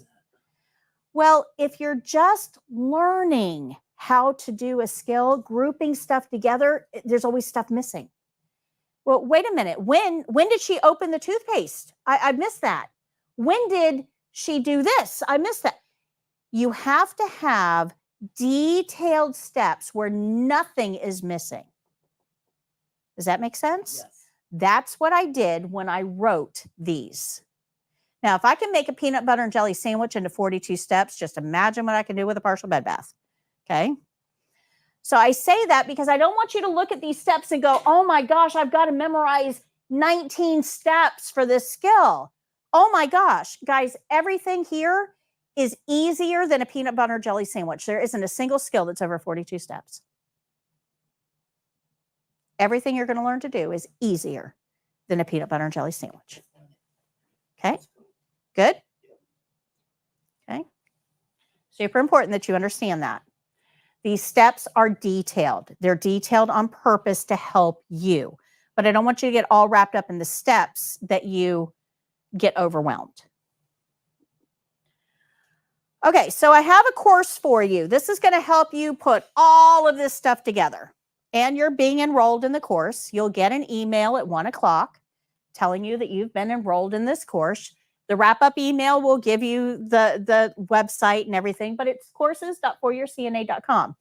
And what this is going to do is break everything that we are learning down into bite-sized lessons, 5-10-minute lessons. Each lesson is interactive. You have to do something in the lesson that helps the learning stick. Okay. A lot of people wait until after they've graduated to take the course. If you do it while you're enrolled, you get much better results. But if you want to wait until after and use it as a review, you can do that too. So let's learn about the opening. So this is on page 30. Remember, this is our overview. So the opening is part of every single skill that we're going to learn how to do. I have a video. At the bottom of the page tells you I have a video. And page 31 is going to give you all of the details. The opening is pretty easy. Remember when we were looking at the checklist earlier, we said that you had to knock. That was a checkpoint. So every skill starts with an opening. Every opening starts with a knock. Good. Every skill starts with an opening. Every opening starts with a knock. So I want you to remember that saying. Every skill starts with an opening. Every opening starts with a... The reason is, when you go take that test and you walk in that room and it is go time and they hand you, they hand you your skill set and it is go time, your brain is going to freeze. 100%. Your brain will freeze and you go, ugh, because it's real. You're being tested. Oh my goodness. So you're not going to know where to start. You're going to be like grasping. Oh my gosh, what do I do? What do I say? What do I do? I can't remember, because you're panicked. Every skill starts with the opening. Every opening starts with a knock. I want you to know that better than you know your name. Every skill starts with an opening. Every opening starts with a knock. If you remember that, when you get all panicked at the beginning of the test, you now know where to start. Every skill starts with the opening. Every opening starts with a knock. If you remember that and you go, oh, I remember this now. Okay. Hi, Miss Jones. My name is Patty. I'm your CNA today. I'm here to whatever. Is that okay? Every skill. Okay. Every skill. If you can remember, every skill starts with an opening. Every opening starts with a knock. You will then know how to start the test. Good? You already started if you did that.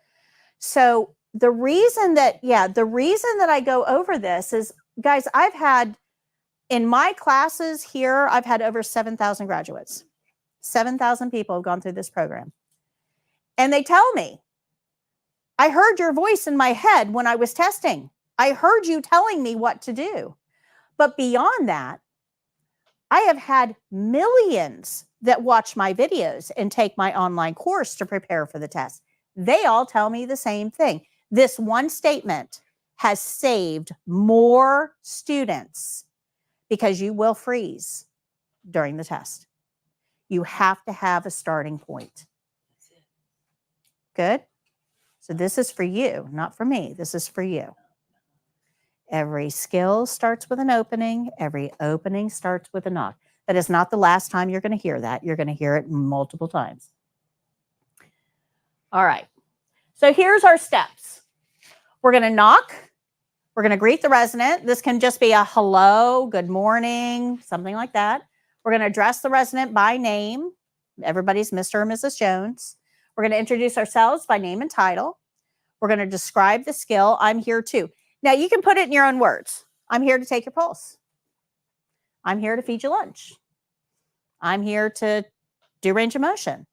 You can put it in your own words. Or, if you're really stressed, you can pick up your care plan and say, I'm here to feed the resident who is in a chair.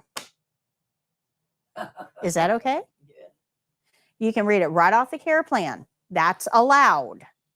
I personally would put it in terms that, a little more human, but if you're stressed, you can read it right off the care plan. It's fine, but you do have to get consent. So we're going to ask, is that okay? For the test, when you are the patient, you're going to get instructions. Patients, your instructions are to be pleasant, to be cooperative, and to be you.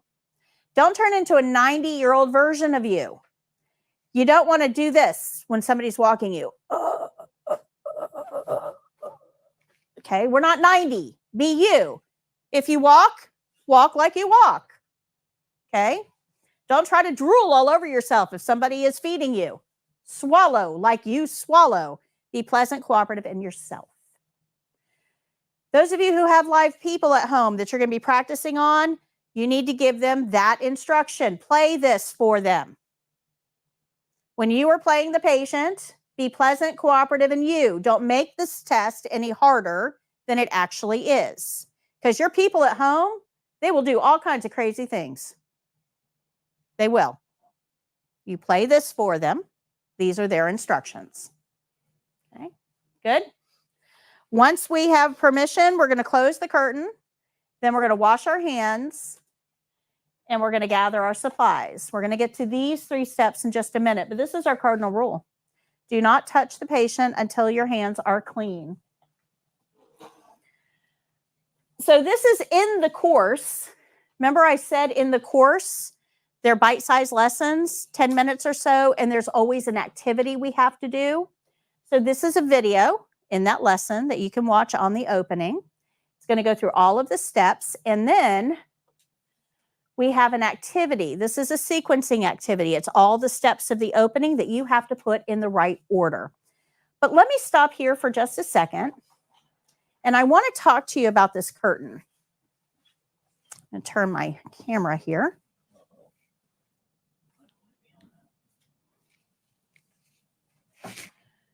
Okay, oops, there we go. All right, so let's talk about this curtain for a second. So I'm going to do the opening here.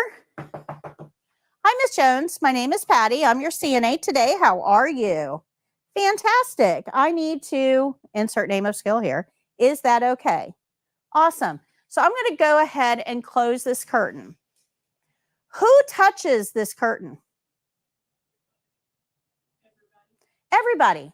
So everybody means patients, visitors, nurses, doctors, CNAs, respiratory therapists, x-ray techs, transporters, dietary, and anyone else that scratched their butt or picked their nose in the elevator. Do you think that this curtain is clean? Now, I want you to remember something that we just talked about an hour ago. This environment is full of pathogens, germs, absolutely. If this is not clean and we touch it with clean hands, where do you think we're going to deposit those germs?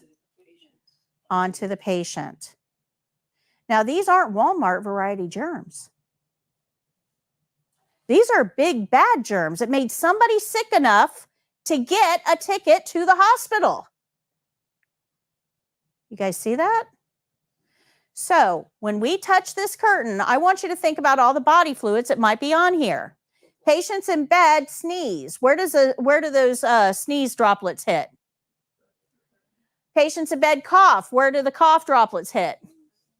Nurses come in and do wound care and then open that curtain with those dirty gloves. CNAs empty the urinary drainage bag and then open that curtain with urine-covered gloves. CNAs help patients with bedpans and then open that curtain with feces-covered gloves. So, can we assume that this curtain is germ-free? No. And if you think that I'm lying, go to YouTube and watch some videos. Turn on Discovery Health and watch some shows. It cracks me up. I watch the 600-Pound Life, right? How many people are walking patients with gloves on in the hallway? That is a cardinal no-no. Cardinal no-no. So yeah, there's a lot. Yeah, be careful who you're used for instruction. So this curtain is not clean. You can't assume it's clean. We can't touch it with clean hands. So when we're doing the opening, hi, Miss Jones. My name is Patty. I'm your CNA today. How are you? Fantastic. I need to whatever. Is that okay? Awesome. Let me close the curtain and then go wash my hands. Those two actions should be tied in your brain forevermore. You close the curtain, you wash your hands. You touch the curtain, you wash your hands. You open the curtain at the end of the skill, you wash your hands. If you look at that curtain sideways, what should you do? Wash your hands. Got it? Questions? Now, this is no shade on housekeeping. Housekeeping does a great job. Those curtains are only taken down once a year and washed in most settings. Once a year. Housekeeping does a great job. They spray it with a disinfectant spray that helps, but you cannot assume ever that curtain is clean. Good? One more thing with the curtain. For the test, privacy curtains will not go all the way around the bed. And that's because you're being tested. We need to see what you're doing with the patient. So privacy curtains for the test are only going to be short like this. This is just kind of a placeholder to show that you would provide privacy, but they won't actually be all the way around the bed because the evaluators need to see what you're doing. Okay? Good? Anybody learning anything? Okay. Thank you. Been doing this a while. All right, so let's see if we got all of these steps together. Let's do this sequencing activity together. Remember, this is in the online course. So these are our 8 steps. What do we want to do first? Remember, how do we know what to do with every patient? You read the care plan. Got to read the care plan. So the care plan is always going to be first, okay? Remember that. Care plan is first. Okay, then what do we want to do? Knock. Very good. So we're going to knock. What's next? What do we need to do before we say our name? Greet the resident. That's right. Yep, and we want to identify them by name. And then we want to say our name. And not just our name, but also our title. Okay, now what do we want to do? Explain task. Okay, now? Close the curtain. Very good. And then you touch the curtain. Now we've got to wash our hands. And then finally, we can gather our supplies. So let's see if we got it right. And we did. We got our gold star. Okay. Do you see how this sequencing activity can help you kind of put all of this into practice? I have a sequencing activity like this for every single skill that you're going to learn. Nice. Every skill. And you're gonna go over it with us, like just. what you just did? In the course, you will have a sequencing activity for every skill. We won't do the sequencing in class for every skill, but you will have it in the course. Okay, good. Everybody got the opening? Hi, Miss Jones. My name is Patty. I'm your CNA today. I'm here to whatever. Is that okay? I'm going to close the curtain, wash my hands. Now that I have clean hands, I can go get my supplies. So that's how we start every skill. Now, how we end every skill is going to be the closing. Just like the opening is done the same way, no matter what the skill is, same steps, always, always, always. The closing done the same way, doesn't matter what the skill is, the same steps, always, always, always. So our brief overview is on page 34 and our specifics are on page 35.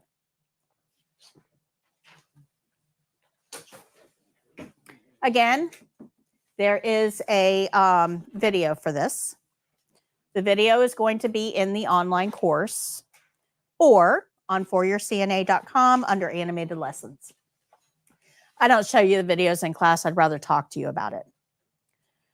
All right, so this is our specifics for the closing. Now, the closing is a lot longer. The opening is pretty quick and easy. Knock, knock, knock. Hi, Miss Jones. My name is Patty. I'm your CNA today. I need to whatever. Is that okay? Close curtain, wash hands, get supplies. I mean, that's pretty straightforward, pretty quick. I can do it in like 15 seconds. The opening, a lot more steps, a lot longer. The opening is going to take you about 45 seconds to a minute to do. So you can see it's significantly more than the opening. Okay. So the closing is a whole lot more complex. There's a lot that we have to take into consideration. You can see the banner there on the back wall. And again, you have it in your book here as well. You can see that there's a lot of steps, but it really kind of boils down to this. This is, no, not the care plan. This is the 8 C's of the closing. So the thing about this is the first couple of steps, the order doesn't matter. You can do it in any order you want. Where the opening had to come in a specific order, this doesn't. You can do it pretty much any way you want to, except for the last 3 steps. The last 3 steps always have to be done in order. So the first thing that we have to think about is our patient clean and safe? So are they in a clean environment? People rest better when they're in a clean environment. They also have to be in the middle of the bed. And the bed needs to be in the lowest position. The lowest position. We want to talk about comfort, and the test needs to hear that word. Are you comfortable? But comfort is more than just physical comfort. Comfort is also emotional comfort. If I told you guys, okay, we're going to take a 2-minute break, 2-minute break, what's the first thing you guys are going to grab? You got a 2-minute break, nothing to do. You're going to sit here. What are you going to grab? People use their phone. Your phone. Absolutely, your phone. You're going to flip through social media or check your email or pull up a video or something like that. You are going to entertain yourself in some way, right? Well, when we're leaving our patient, the patient has to have a way of entertaining themselves. Nobody's going to just stare at a blank wall for the next 2 hours. They have to have something to do. So comfort is not just physical comfort, it's also emotional comfort. So we want to offer a magazine, or do you want the TV on, or would you like your crossword puzzle book, or do you want your phone? Something like that, where we're addressing their emotional need for entertainment or engagement. Does that make sense? Yes. Every person has an emotional need. So for the test, we're going to make it easy and just offer a magazine, right? One action takes care of everything for the test. So we want to make sure they're in a clean and safe environment. You want to address comfort, physical and emotional. You want to make sure they're covered either by a sheet or by clothing. I never want to see knobby knees. I do not want to see the patient's knobby knees. Those knees need to be covered. Sheet, clothes, don't care. I don't want to see knobby knees. It sounds very Victorian, doesn't it? But there is an emotional correlation with vulnerability. Your patient is not dressed. They are laying down Might be cold. in a strange location. So when we put all of that together, right, you can see the patient might feel a little vulnerable. Now, when part of their body is exposed, that increases those feelings of vulnerability. So I don't want to see knobby knees. Make sure they're covered in some way. Okay. We're going to open that curtain and give them their call light. So all of these things we have to address. It doesn't matter what order you address them in, but they all have check marks. They all have to be addressed. Once you get all of that done, then we can go wash our hands. It doesn't matter whether you touch the curtain and then the call light or the call light and then it doesn't matter because that call light's just as dirty as that curtain is. And we need to go to the sink and wash off all those cooties. Okay, good? Don't take cooties from one patient to another. So we're going to wash our hands. Now, if we have to document, we would document after we wash our hands because you can't touch that pen with dirty hands. The pen goes home with you. Think about that. Do you really want that pen to have all kinds of patient pathogens on it and take it home? You never touch your pen or anything that goes home with you. So your cell phone, your lunchbox, your keys, you don't touch anything that goes home with you with dirty hands. Good. So once you've charted, then you would wash your hands again, because if you remember, we talked about an hour ago, end skill with clean hands is a checkpoint. So if we've documented, we have to clean our hands again to get that checkpoint, end skill with clean hands. Good? So this closing is going to sound something like this. Now remember, the order doesn't really matter, the first several. Thank you I always thank my patients. There's a reason I have a job. Always. Thank you very much, Ms. Jones. Is there anything else I can get for you while I'm here? Are you comfortable? Would you like a magazine before I go? Your environment is clean. Bed is low. Patient is covered. Here's your call light. If you need anything, let me know. Open the curtain. Go wash my hands. Chart if needed. Wash my hands again. I'm going to read the care plan one more time to see if I need to make any corrections. And then I'll tell the patient or the evaluator my skill is done. So that's a whole lot longer than the opening. Good. This takes a little longer to learn. I suggest that you go home, send everybody else out for ice cream because you'll sound kind of weird talking to yourself, but go into your bathroom. Write these, the steps of the opening and the steps of the closing on your mirror, bathroom mirror, and practice every time you go into the bathroom. You've got a door to knock on. You've got somebody to talk to, the one in the mirror.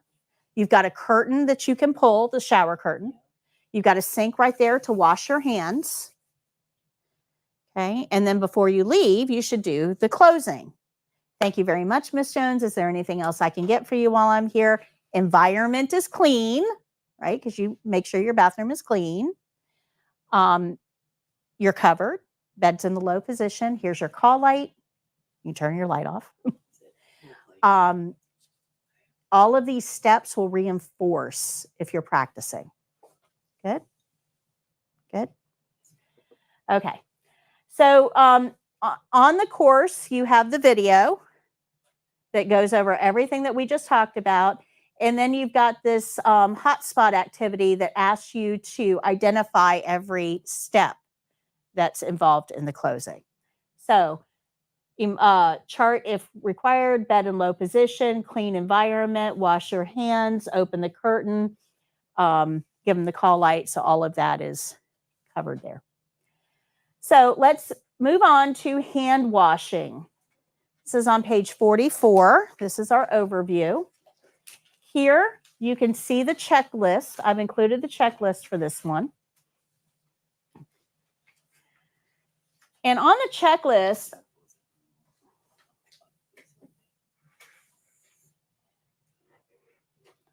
On the checklist, I want you to look at number 2.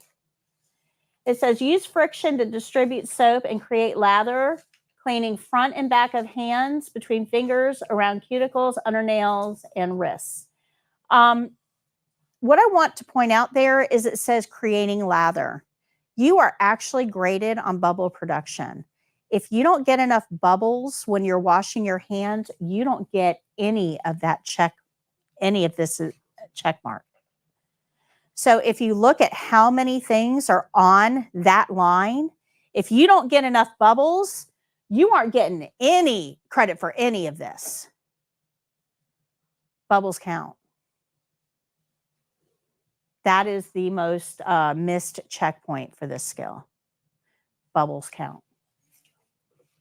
Okay, step-by-step instructions are on page 45. And I'm going to show you the video for this one. I normally show a live, I've got a camera over the sink, but my camera died. So I'm going to have to show you the video for this one. I'm going to try to get another camera there.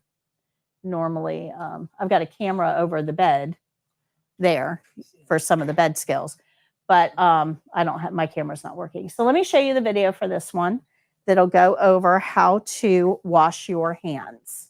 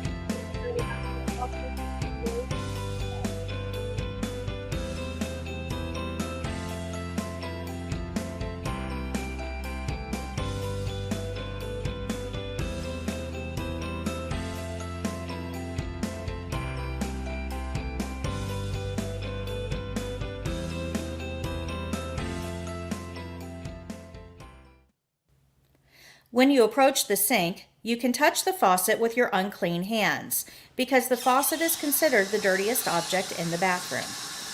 Adjust the water temperature for comfort and wet your hands.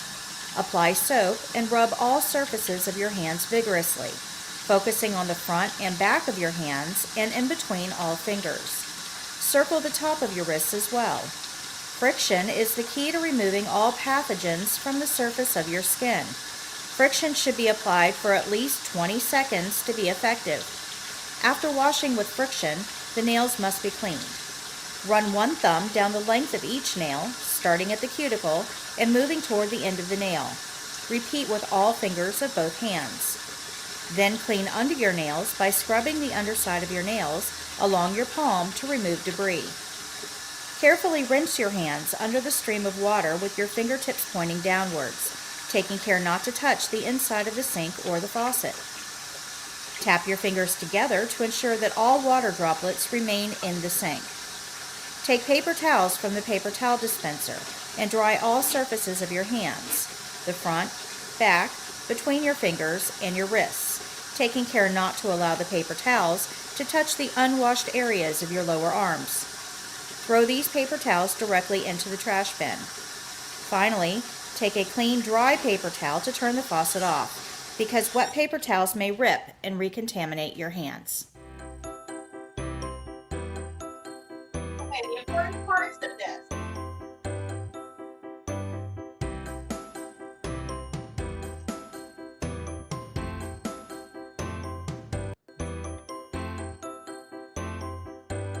Okay, the important parts that I want to bring to your attention. We have to wet hands before we apply soap. That allows the soap to distribute. Don't put soap on dry hands. You want to wash all areas with friction. You have to rub for at least 20 seconds before you move to your nails. You want to use the clock right above the sink. In the testing center, there's going to be a clock right above the sink. Use that for your timing. Don't use songs, because if you use songs when you're nervous, your singing speeds up. So you want to use the clock. We're going to clean their cuticles and nails. We'll rinse and dry all areas. We'll turn the faucet off with a paper towel. pull this down here. Okay. But let's talk about tapping our hands. This is way more important than you think. Pathogens, bad guys, need 3 things in an environment to thrive: warm, dark, moist. Bathrooms are usually 2 or 3 degrees warmer than other environments because we don't like to be chilled when we get out of the shower. Bathrooms are usually dark. You turn the light off when you leave. Pathogens exist in the bathroom. We drop them off every day. Okay. So when you shake your hand to create little pockets of moisture, that allows those pathogens to proliferate, to multiply. And then you walk through that and you walk all over the patient environment, and those pathogens hitch a ride home with you on your shoes. So we want to tap our hands to keep our moisture confined to the sink area.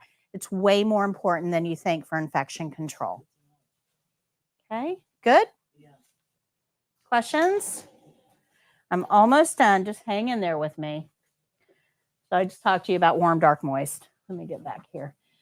Frequently missed areas. This area, the webbing, gets missed a lot. The tips of our fingers. We're really good about doing this, but the tips of our fingers we tend to forget. Be careful about that. Faucet handles are dirty. Don't touch them once your hands are clean. So let me. And the doorknobs. This is just a review of what we went over. Remember to time yourself on the clock, not singing. And go here. This is all the stuff I just talked to you guys about. Okay. All right. So I have a lesson on this in the online course. If you click on Care Plan, it'll pull up the care plan that tells you exactly how to wash your hands. On all of the skills, the actual checklist is listed there. If you click on the checklist button, I've got the video you just watched. And here's an activity. So really quick, what is our first step here? What do we have to do first?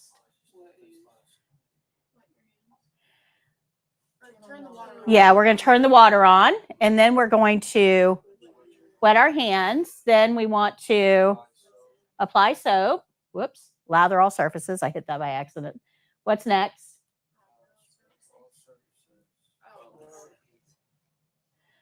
Rub for at least, we lathered, so we're going to rub for at least 20 seconds.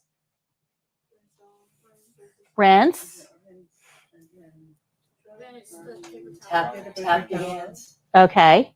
All right. So we'll rinse. We'll get a paper towel. And then after our hands are dry, we're going to turn the faucet off with a paper towel. Let's see if we got right. We got our gold star. All right. After your first skill is done, the evaluators are going to tell you can simulate hand washing. Simulate means say.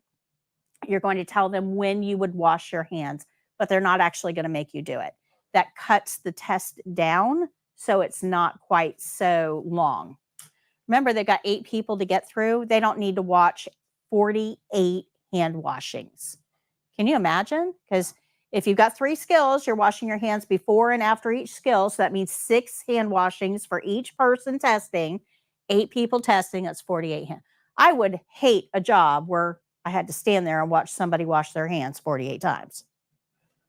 Okay. So they're going to help you by cutting that down a little bit. All right.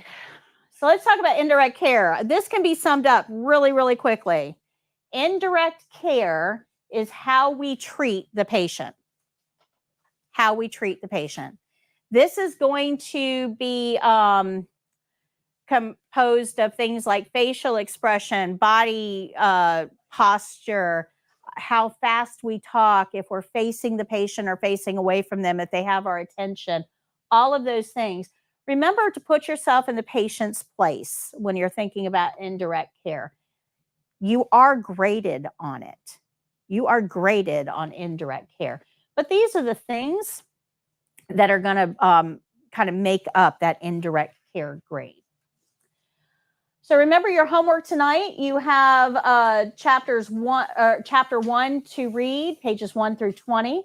You're going to take the test on page 181 of the Spiral book and grade it using page 201. So read chapter 1, take the test on page 181, and grade it on using the answer key on 201. So that doesn't, hold on. All right. So I do have a review sheet that I hand out at the end of every class. Unfortunately, my shipment has not come in, so I don't have them for you.